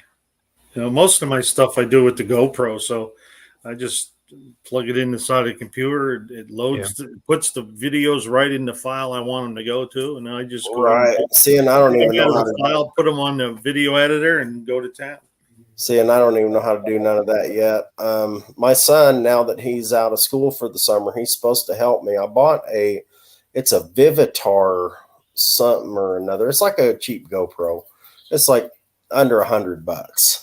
Right. And it's, I don't know. I get frustrated with things like that, and they usually just end up in the yard, I wish I had one of those cameras where I could put the viewfinder as I'm looking in the camera. yeah. Right. See, look at Yeah, right there. Holy Right there. smokes. Yeah. Wow. You shoot it off a Canon You got to Rebel? dig deep in your pockets for that one, Mike. Yeah. Yeah, my I don't even think my shorts have the pockets like that. I think they got holes in them where I was carrying some screws around or something, and they fell loose. They got loose and fell out. Well, one thing with the GoPro is I have a GoPro app on the phone, so Yeah. what's going through the GoPro goes on the phone. Oh, So I so can you use got that it. as a viewfinder, but there's a delay. Yeah. Oh, Yeah. I move that and would screw with me. That screws me up. I think the new GoPros have a small screen in the front so you can Yeah, see yourself. At Yeah. $549. Yeah.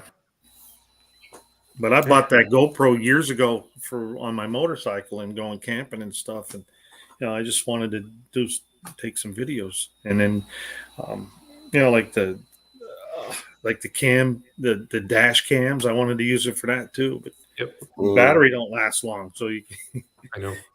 can't really use it for a dash cam. I've actually been looking into shop security cameras just to help with the videoing. Oh yeah. Yeah. Yeah, and just plug into your DVR and Yeah, grab some of that video. Huh. and it doubles as a security.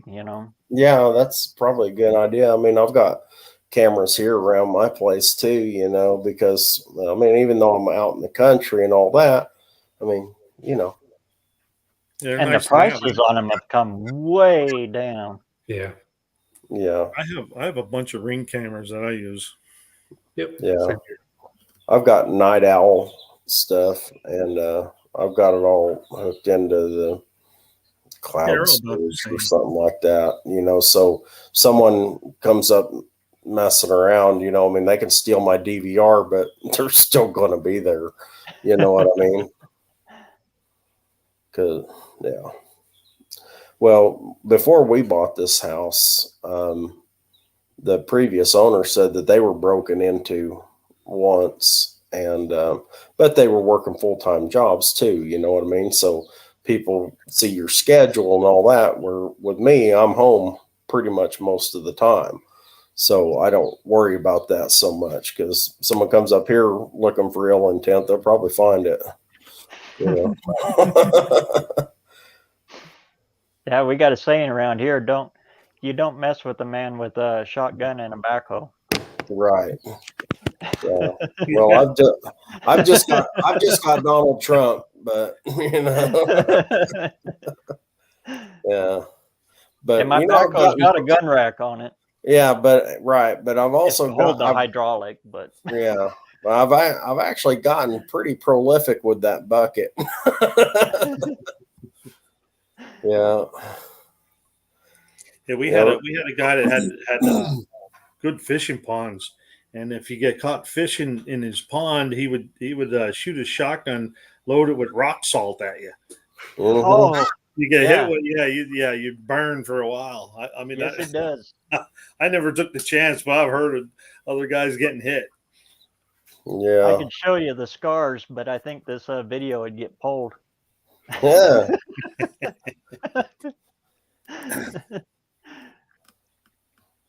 Imagine what would happen to him today, shooting rock salt at somebody. Yeah. So, Clint, I feel you, buddy. You know, around here, I mean, the little town that we live near is called Seligman, but they had such a problem with that, everybody started calling it Seligameth. I mean, it's that bad, you know. And they busted a bunch of clandestine methamphetamine laboratories around here.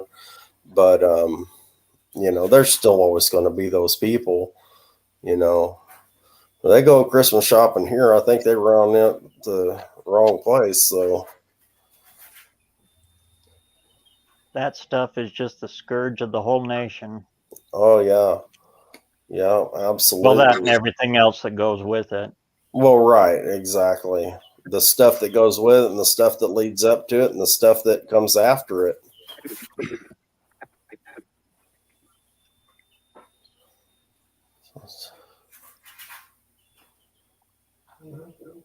Huh. That's cool. I got a refill. I'll let you guys take over here for just a second. Okay, BareRose. Who's taking the wheel? So what was you doing today, Smacky? I was replacing the hood pins on my car. Right So on. the ones that are on there now are really old, and they are originally put them on. The car was in primer, and I covered them in primer so they look like junk. So you can see them here; they're all covered and everything. So I ended up replacing them and redoing the location of all the lanyards and where those are. So I ended up cleaning up all that. Nice. And then So you did a video on that, and then spent a little bit of time cleaning up the yard because it is a mess. Yeah. Well, I figure after church tomorrow, I'll catch up on everybody's stuff. I haven't been online at all. You know, just been busy all day. Well, it's bad time of the year because grass is growing like crazy, and still got to do all my other stuff. Right? What? You got other stuff to do? Yes, I do. It's stuff that I don't want to do, but I got to do it. Yeah, you know, I always laugh whenever people talk about how, you know, man, I wish I had a big old piece of property like you do. Well, let me tell you what, when you've got 85 acres, you've also, and then it's all fenced, you also have that whole perimeter of fence to take care of. And then you have your individual pens, your livestock pens and stuff. And then you have buildings, outbuildings, your house to take care of. You got hay to cut. You got firewood to cut for winter. I mean, you know, it ain't no joke. We got a garden to tend. I mean, you know, it's no joke living in the country, man. Yeah, I used to tease around and say when I buy a house, I just buy something like a quarter acre, and then instead of cutting grass, I just put macadam over the whole thing, and I don't have to cut nothing. I hose it down. That's about it. Yeah. But I ended up with an acre now. Now it takes me a while to cut the grass. Yeah, we just our yard. We mow. I don't know, about 2.5 acres. It's a lot. It'll take some time. Yeah. All right, guys, I got to drop. It's 11 o'clock. I have to start uploading my video or it won't finish for the morning. Right on, man. Yeah, mine don't. You have a good night. See ya. BareRose, you're on mute. See ya.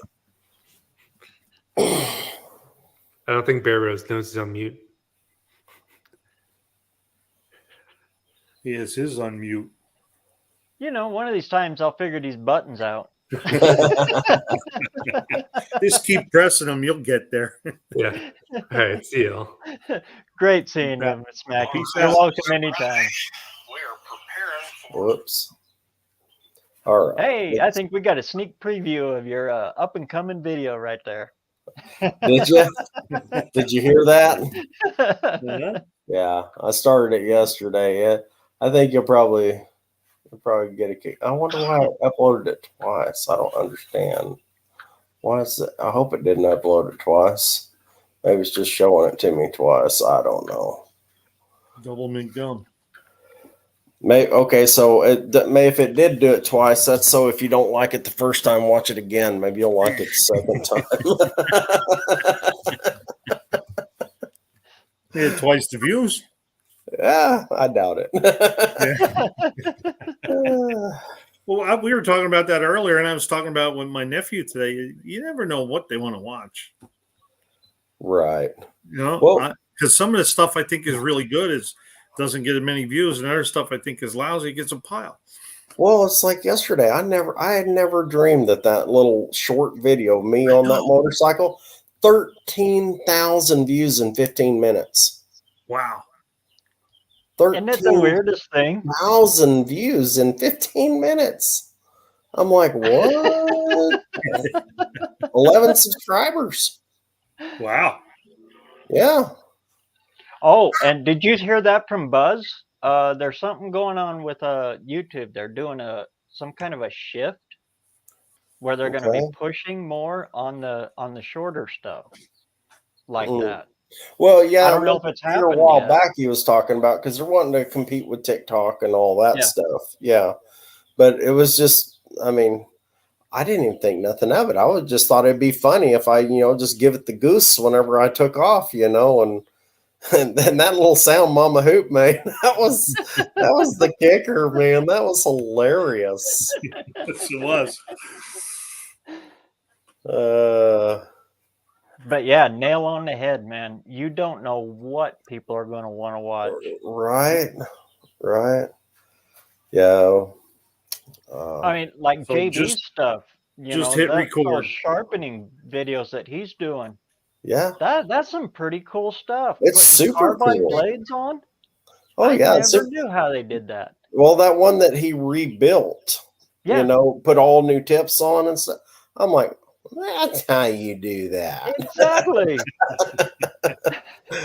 Yeah. We see, back in the early 90s for a little while, I worked in a machine shop where they made those carbide tips my dad was a furnace operator there. And I took a little short stint there, and I was working what was called a 4-shift 7, where it's like 2 days on, 2 days off, 3 days on, 2 days off. You know what I mean? And anyway, so I was doing my masonry on this, on my days off and working there at the factory there. And we made those little bitty bits that they put on blades and drills and burrs and all that stuff. But I never saw how they actually put them on a saw. Yeah. Uh-oh, No, we lost lose SRP. Bro. You got the dreaded circle. Uh-oh. The circle of doom. Yeah, that happens to me on my lives. I going through a channel in the circle. Well, SRP, I tried to get you in here.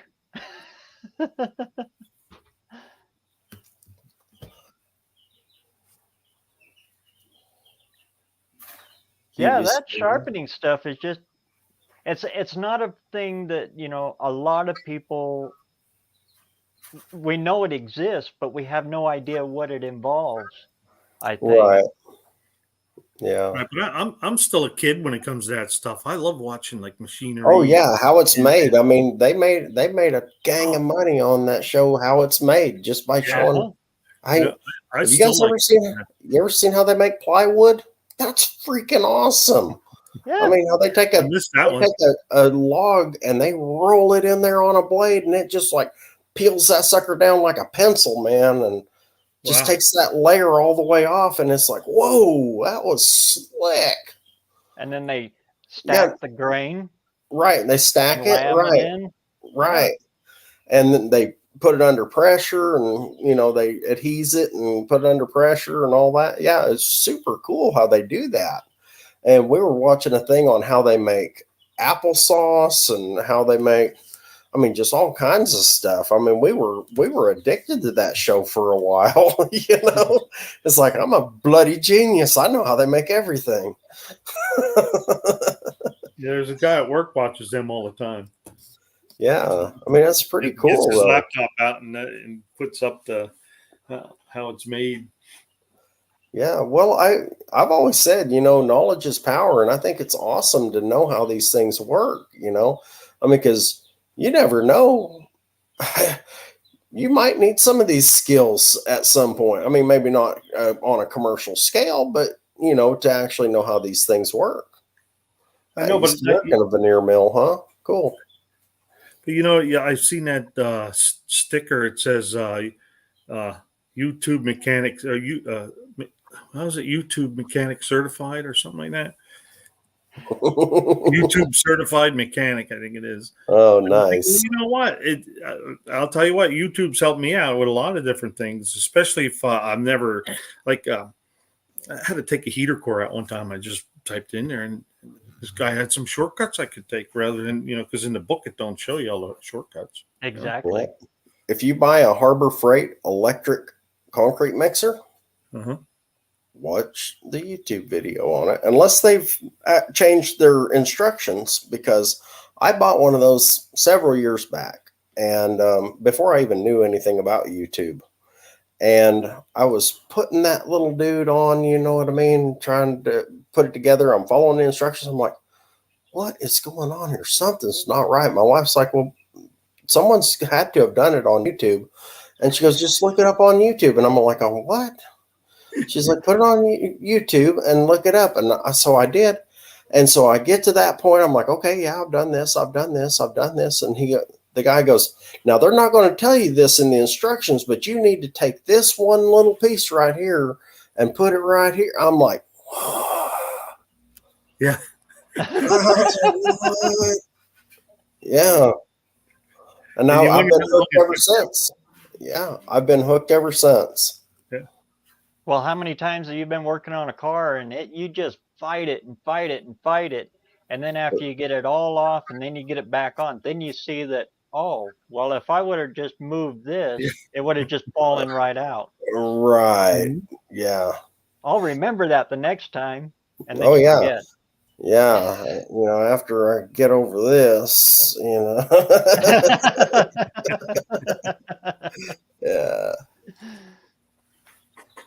Yeah, I used to have a sign that said graduate of YouTube U. Nice. Oh, YouTube U. Nice. Pretty good. That's why I work that in every once in a while in my comments and stuff. Yeah, I mean, I love YouTube as far as all the information, Oh, it's amazing. It's Google with video. Yeah. Basically. I mean, and someday it will be Google with video, because the more people start, doing this, like us, there's going to be so much content on here. I mean, not that there isn't already, but just think about in 10, 20 more years, how much content there's going to be on here from people who know exponentially more than we do about whatever it is, and they'll be like, oh yeah, well, just go type it in, and it'll be like Google video. What's weird is when you think you got one that's totally unique, and you think, all right, and you go up and you Google it and you YouTube search it and nothing comes up, and you say, this is the one. Then you put all the time in it and you send it out there, and then it comes up on your suggestions on the other side.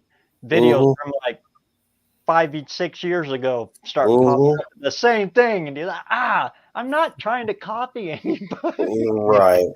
Yeah. Oh yeah. Like whenever I thought I came up with the idea for the little paint sprayer that you just clip on top of the can, and because I thought about that, like years before I ever saw one. And, maybe I did think of it before they did. Maybe I didn't, but they had it on the market and I paid 99 cents for it. Those little things work pretty good. You better believe they do. Yeah. Yeah. They save your fingertips a lot, man. Yeah. Especially if you're spray bombing a lot. Yeah, exactly. Yeah. You just got to keep them clean. Otherwise they start spattering. Oh yeah. Yeah. Well, then you throw them away and then you spend another 99 cents. That's another 99 cents. If you turn them upside down and spray them, it should clean it out. Oh, there you go. I don't have enough sense for that. Yeah. So I had I bought some spray paint guns, some air spray too, Robbie. guns. Thanks. Good night, Robbie. Yeah, Robbie. And I haven't used them. I don't even know what the heck I'm doing with them, but I bought them at that auction. I bought a whole shelf full, that whole shelf of air tools. Remember 2 weeks ago, when me and Mama went to the auction and you saw that table of tools? I paid $15 for that whole shelf of air tools. So, I'm just like, I gotta start learning how to do some of this stuff, All right, good night, Ed. See you, Ed. Hey, see ya. Thanks for coming in. Yeah. Golly, it's after 10 o'clock. Oh, boy. It's after 11 here. Oh, yeah. Well, you young fellers, Yeah.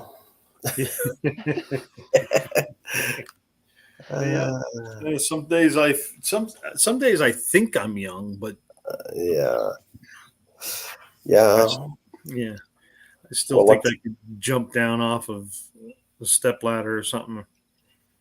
Yeah, I jump off the back of my truck quite a bit, and then I'm like, why did you do that? Yeah. And every time I say the same thing. Why did you do that? Why? Yeah, why? What is wrong with you? That's another thing I have a problem with. I think everything takes so long, and I'm always in a hurry. It's like, well, I get home at 10:30 at night from work, and I'm in a hurry to get to bed. I'm like, I don't need to be at work till 2 the next morning. There's no reason to hurry. Right. I don't know what the deal is. But So I had several people come in and that hadn't seen the hoopty in person yet. Some of my company that came in today, and most of them were just shaking their head. They're like, "Why? Why? I don't understand. It doesn't make sense."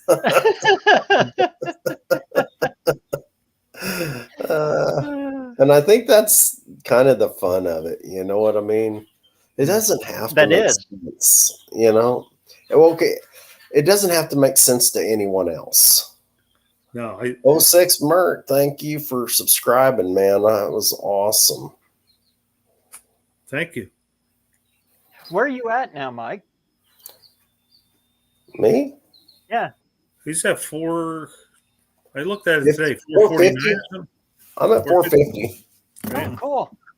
Yeah, I think something like that. Let me check on my phone. I'll tell you.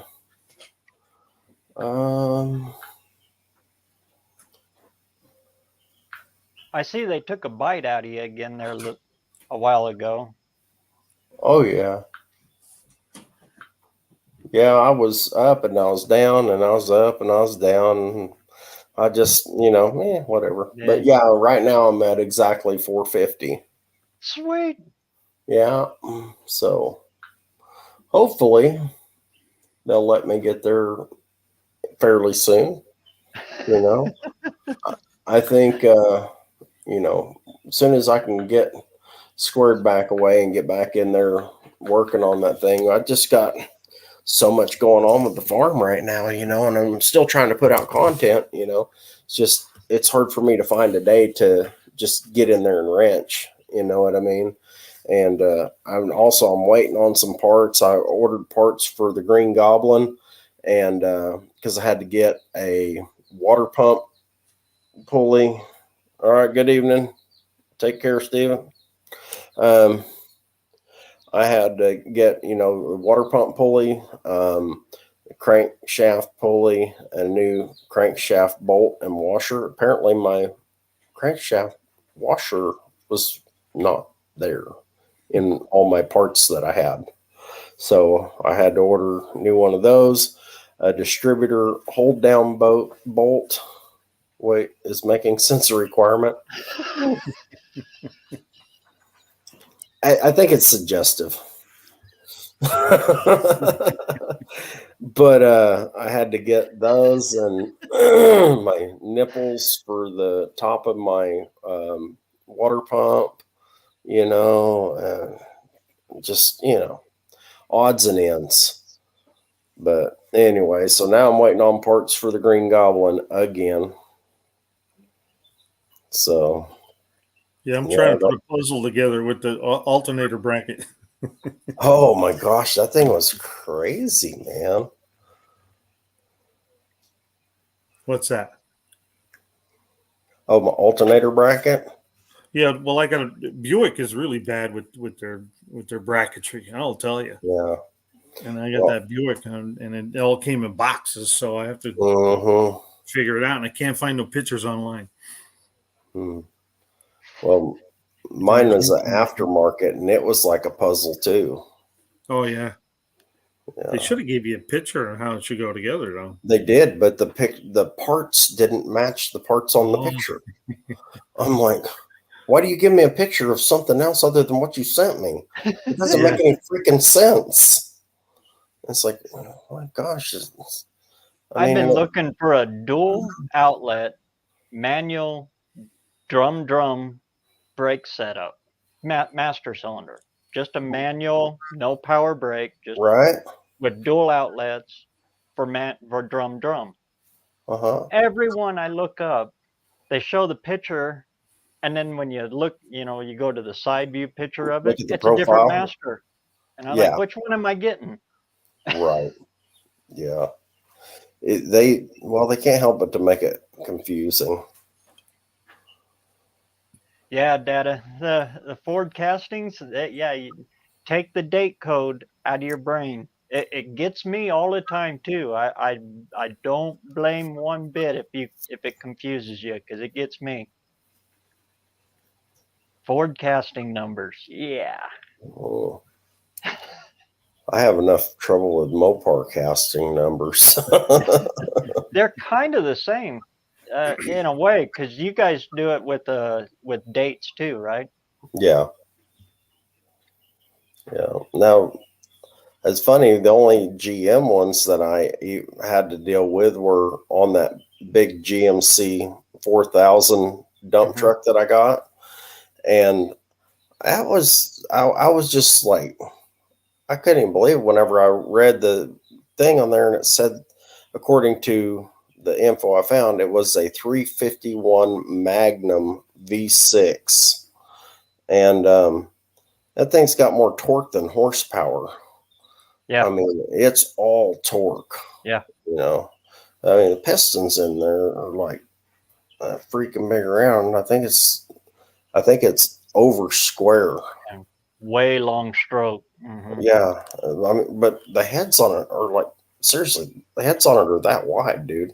And they have the water passages that go up to the water neck on top. I mean, your water neck isn't connected to your intake.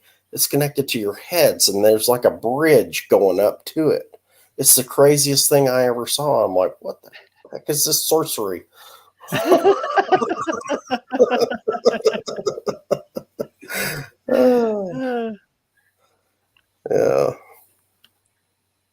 Yeah, when you're dealing with truck stuff, industrial stuff, it's a totally different ball game. Right. Well, it's like if you pull a 413 industrial versus, a 413 street engine, they're, the same thing. They've got water passages in the heads on the industrial, and the heads are wider, then they don't interchange. The intake ports are tiny. Right. Yeah. I mean, and these are just things I've found out on accident, just playing around with things, and through certain research, but I read as much as I can on these things, within reason. I mean, so that, because I know I'm going to run into all this eventually if I'm going to keep on this road. So. But I love Old Blue. Oh, I That do is too. one cool truck, man. I love Old Blue. And let me tell you, that thing is awesome. I mean, she's got the power. She's got the skills to pay the bills, man. And it's got that 2-speed transaxle. And I mean, it'll go down the highway with a full load, same as it will going down the dirt road, you know. What does It's it top out at? about 45. 45? Yeah. Yeah, about That's 45. that's about Yeah. standard in them, yeah. Yeah. But one thing I do not like about it at all. Now, the back wheels have been changed out, but those front wheels have got those freaking split rims on them. And the first time that those things have a flat, those things are going bye-bye. Because I am not playing around with no split rims. They'll take your Is head off. Oh my Oh yeah. God. Yeah, I Oh ain't yeah, doing they will. that. Is there any place there that's got a cage to do them? Well, my neighbor down the road, he's got that mobile tire service, Uh-huh. and he's well experienced with them. And the way he does them is he turns them away from him towards like a catch, some type of a catch. Yeah. But yeah, he said, man, I won't hardly even work on split rims anymore, because he's just seen too many bad things happen with him, and he ain't willing to die over changing a tire, you know. They made them illegal here in Pennsylvania. And they should. They well should. I mean, Yeah, there's just no reason to have those anymore. You They're can't get them dangerous. inspected with them on. Yeah, they're dangerous, man. I remember How many lug nuts? 5 big. Oh, it's a big 5. Yeah, the 5 big ones, and they're way out there. Yeah. Yeah. Can you find solids with that pattern? I don't even know. That's the hard part with them. I was Yeah, gonna say well, if it was a 10, it'd be yeah, easy. I was gonna say on the back. I don't remember what he did on the back, but anyway, all I know is I don't take it out on the highway or anything. You know, I just use it here around the farm, so it should be just fine for many years to come. You know, those things, if you treat them right, you know what I mean, and don't just abuse them, you know, they'll last you a long time. And then if it does, you know, something does happen where I can't drive around, I'll just park the sucker out. I mean, that Ram's worth money. You know, that V6 is worth money. That V6 has only got about 500 miles on it on a rebuild. When I got it, it only had like 300 miles on it on a rebuild. Yeah. So, and I got really, really lucky. I only paid $1,200 for that truck. Well, that one that you seen on the preview for this live, that old 53 of mine, Yeah. that's an old grain truck. And Nice. it's only got, I think it said 28,000 Nice. original miles on it, because that's all it was ever used for. It just Right. went from the field to the silo. Yeah. Well, it's a lot of these things, man. A lot of them never hit 4th gear. You know what I mean? Because like you said, 45 is almost swapping pistons. Right. Yeah. I mean, that's just wrapped tight and high. Yeah. Yeah. And that's transaxled out and everything. I mean, that's like all the way high gear, and that's all you're going to get out of her. But There's a guy here that's got an old spud truck that looks like Old Blue. It's a GMC, but it's the one that's got the belt-driven tag axle. And oh my goodness, those things are so horrible. really? You used to see quite a few of them around here, and every one you seen had a V-shaped bumper in the front from the tractors pulling it through the field because they get My goodness. You mean they didn't put a Monte Carlo bumper on there? And they were all about that year of blue there. Nice. I don't remember what they had. The 2-stroke diesel in them, Detroit diesel in them. I remember that. But they had a belt drive tag axle. Wow. and that thing would just get wet in the fields and Just just slip and sit just and slip. spin, And, yeah. and then those back duals would hold it in place and it'd just spin down. Wow. Yeah. So this one, one of my buddies that was here today, he hadn't seen it up close. He'd seen it on video, and he hadn't been up here in quite a long time. And I was showing him, it's PTO driven bed on that Ram. And man, that PTO shaft is forever and 3 days long. You know what I mean? I mean, it's got a knuckle in the middle of it. Yeah, it's so long, man. I always think, how in the world does that little bitty? I mean, that thing's 1 inch. It's a 1 inch shaft, and it's doing all hydraulics. The hydraulics do the work. I mean, that just turns the pump to do it. But I'm amazed by technology sometimes. The simplest things amaze me. And if I remember right, if you get like a NV45 or 4600 transmission, that they use them in the newer Fords, newer Dodges, they have a PTO plate on the side of them. Really? You can take that plate off, take your PTO, and bolts right on there. They never change the bolt pattern or anything. No kidding. I'll be. So if you can find one of them old, truck transmissions that's got the PTO on side plate on it, they'll swap. Nice. I'll keep that in mind for sure. Right on. Well, hey man, I hate to be the bummer, but no problem. If you watch my video, you'll understand why I'm so wore out. And I know what smoking's all about. Yeah, I know what you're feeling there, buddy. I'll just say,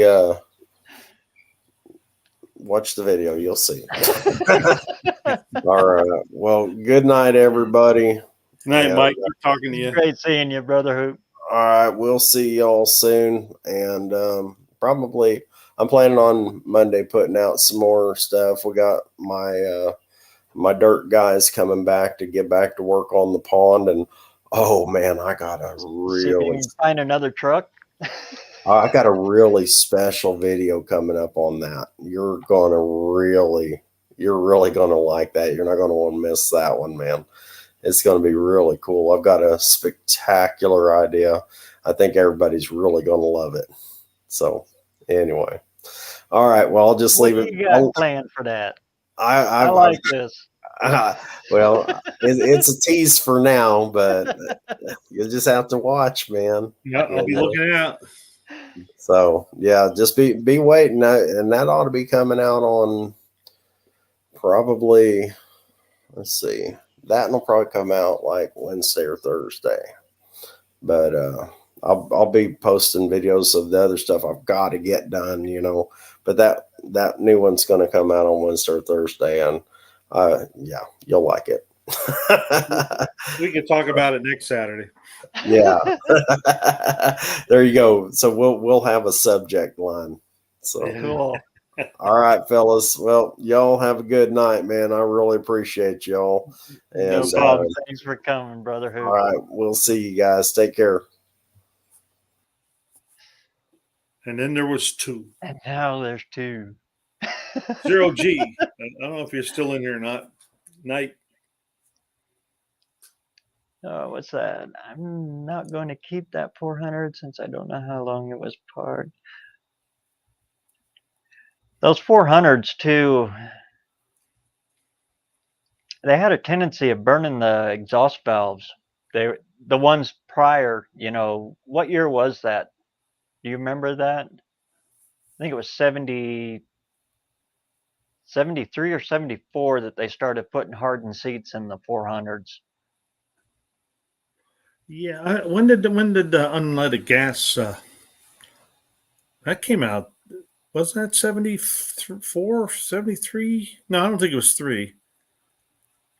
I forget anymore. I can't That's remember. when they start putting the hardened seats in, was once they got the unleaded gas. I just sold three of them. Good Lord. I only got $50 for all 3 of them, but all they needed was hardened seats put in. All 3 of them had burnt valves in them for that. Because back in the day when we were in business, it was just cheaper to pull them and put another one in.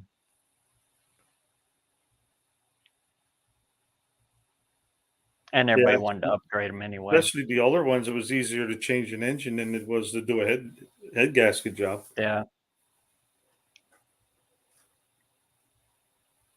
Then machine prices started to level out. Good Lord, that was back in the late 80s, early 90s when machine shop, around here anyway, they went awful high. Then they kind of leveled out, and then people started building again.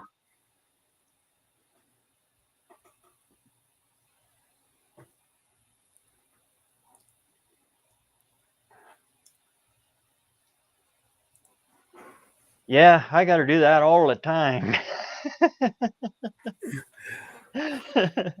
Yeah, If I I just get bought about I just bought an external hard drive so I could take some of the videos and instead of loading up my laptop yeah, and store them all over there. I got 2 files in there. All my raw footage is one, and all my finished video, published video, is in another.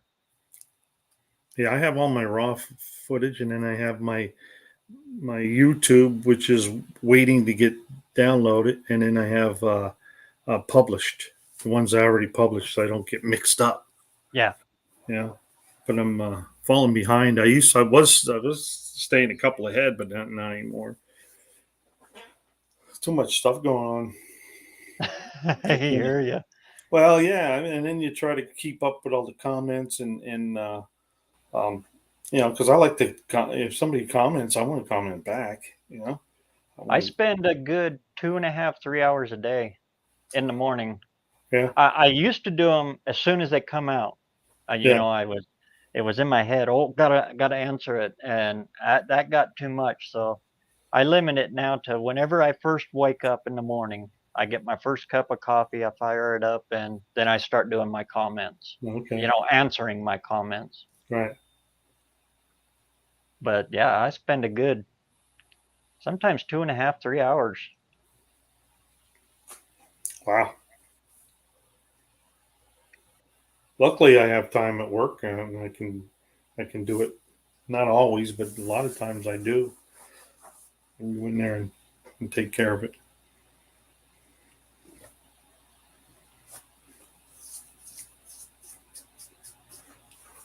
Sweet, Abby, swing on in. Like I said, I owe you a cup of coffee.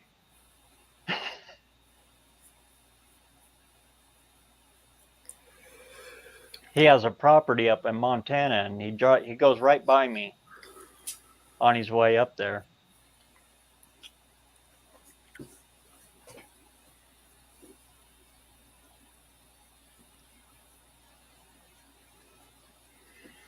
I didn't mean to miss you there, Zero, but Clint, I store videos on external, but move the videos I'm working on to internal drive. And yeah, same here. If I try to do it through it'll hang mine a lot.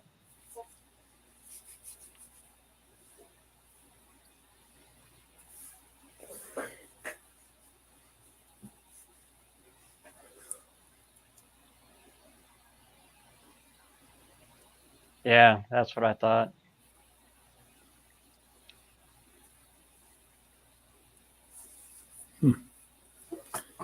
Oh, well, let's see. Whoa, 2.5 hours almost?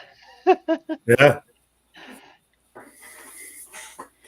Mine only made it 2 hours tonight, which is all right by me. What did you think about that idea? I mean, you're doing great with them as you're doing them. Well, thank you, because when you're here, you read the stuff, but a lot of stuff I miss. But it's great having positive feedback. Thank you, and because I wonder about it all the time. I think, man, am I gonna make somebody mad or something, or this or that? But I think that'd be a good idea, because, like I was saying, when you have more than one set of eyes on something, Like you might You know see what it's some, like, the dead air, if you were typing or something, right. you'd I have, know. I always hate that, but I can't I can't talk and type at the same time. oh, neither can I. Yeah. I can't read and talk at the same time. Oh God. My attention span it goes. But yeah, we could try that. I mean, I've already offered people to jump on, and you see even tonight that not everybody wants to jump on, and Yeah. like Mike said, not a lot of people don't want to get on camera. You know, my girlfriend's like, "You're not filming, are you?" I'm like, "No, you're safe. Come on in." Yeah, nobody's seen my wife yet either. Same thing. Yeah, and I'm okay with that. That's fine. That's fine. But we'll give it a shot. You know. And I'll definitely, and I think that was a good idea with putting the links in there as I was into the chat, as I was doing the channel. Then I put the link in. I never did that before.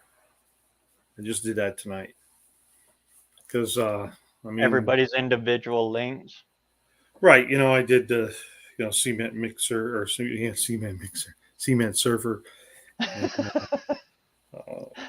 I didn't do my own, but I did the other guys. I put the link in there and put their name on. So, because even Cletus was looking for Dizzy Izzy's link, he asked me to put it in there, and I thought, you know what, that was a pretty good idea because that'll get more.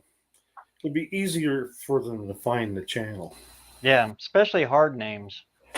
Some names, you type into the search, and I mean, there's a lot of guys I'd like to subscribe to, but I can't find them. Yeah, because if you put spaces, Buck space does space it, you'll come up with deer antlers and stuff, hunters. But if you put it all one word, it shows up. And I think that hurt me a lot there in the beginning because I didn't know that until I think it was. My first name was BareRose, and if you typed in BareRose, all you got was gardening stuff, how to grow roses and all kinds of stuff. And we were talking earlier about Pete, and when I met him, he's the one that told me, "Oh man, you need to change your name. Like nobody can find you."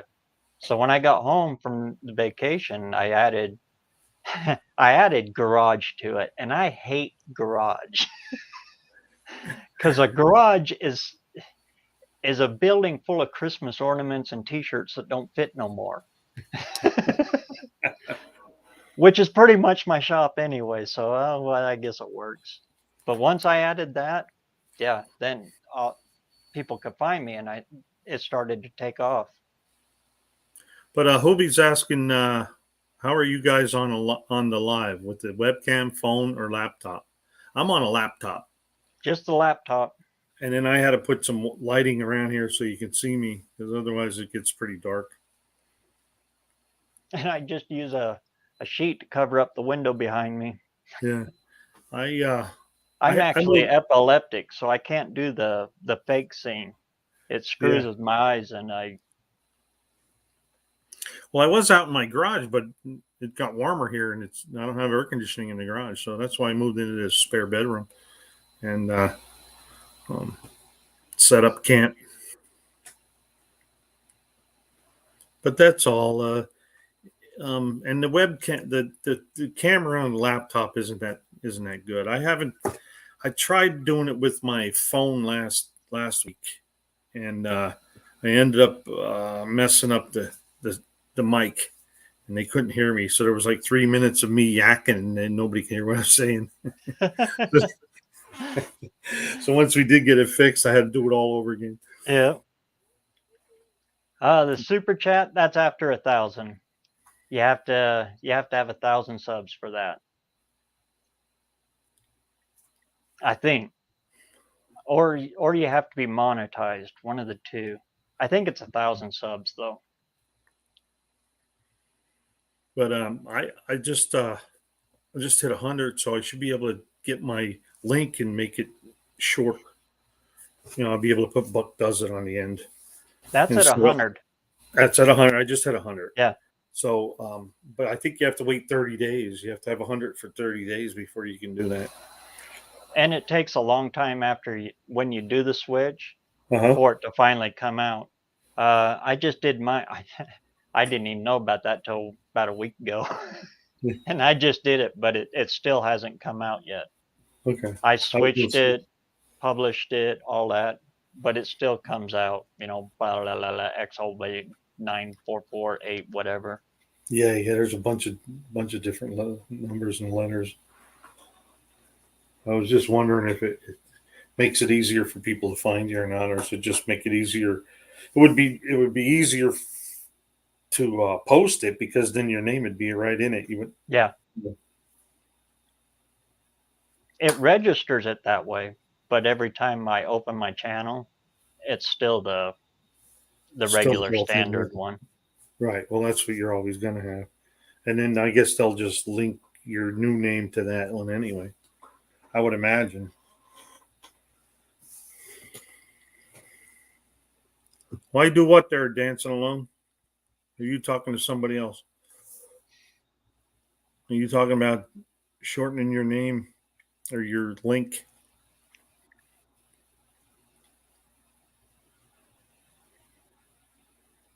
Where's that at? He dancing alone said, "Why do that?" I was just wondering what he was talking about. I guess we were talking about the link. I think so. Making a special link. That's probably what it is. It just changes your URL, I guess they call that, to your name. Right. Well, you're not changing the link to your channel. You just change the name of the link, shortening it. Instead of having it like that, it shortens it. Now on yours, like where it says Buck Does It, all of those different ones, if you had a branded account, you could do individual words for all of that. Oh, okay. I think that was a mistake I did in the beginning, because I did a personal account too. That's how come BareRose is, stuck together like that, because it only gives you two. Mine was separated, but I put them together because you can't find it if they're separated. So I don't know if I have a branded account or not. I mean, it's about the only thing it does, and you can have more things with your, more words, individual words in your name. And if your account ever gets hacked and deleted, or deleted by mistake or anything like that, if it's a branded account, YouTube can get it back for you. It's all on record. Okay. Do you just go into branding to do that? Okay. You can switch at any time, but if you do switch, it erases all your comments. Oh, okay. Whoa, where'd you go? I didn't give him the boot, I promise.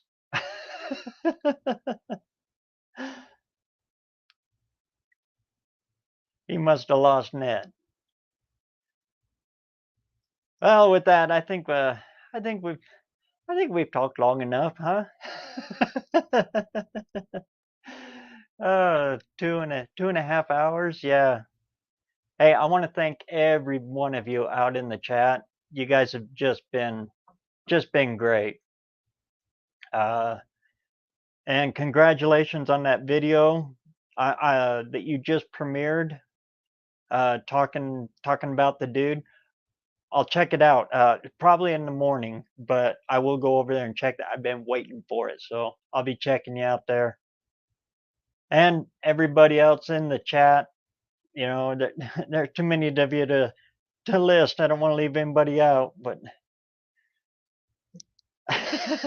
Buck hit the wrong button, it looks like. That's okay, I do it all the time. Thanks for everybody in the chat, everybody that joined us here on the live, and we'll keep doing these every Saturday. I kind of like this open mic thing. Just come in, hang out, talk about whatever we want to talk about. That's kind of cool. So in the meantime, everybody out there, it's coming. Get out there and get some metal hot, and we'll catch you all on the next one. Thanks a bunch, guys.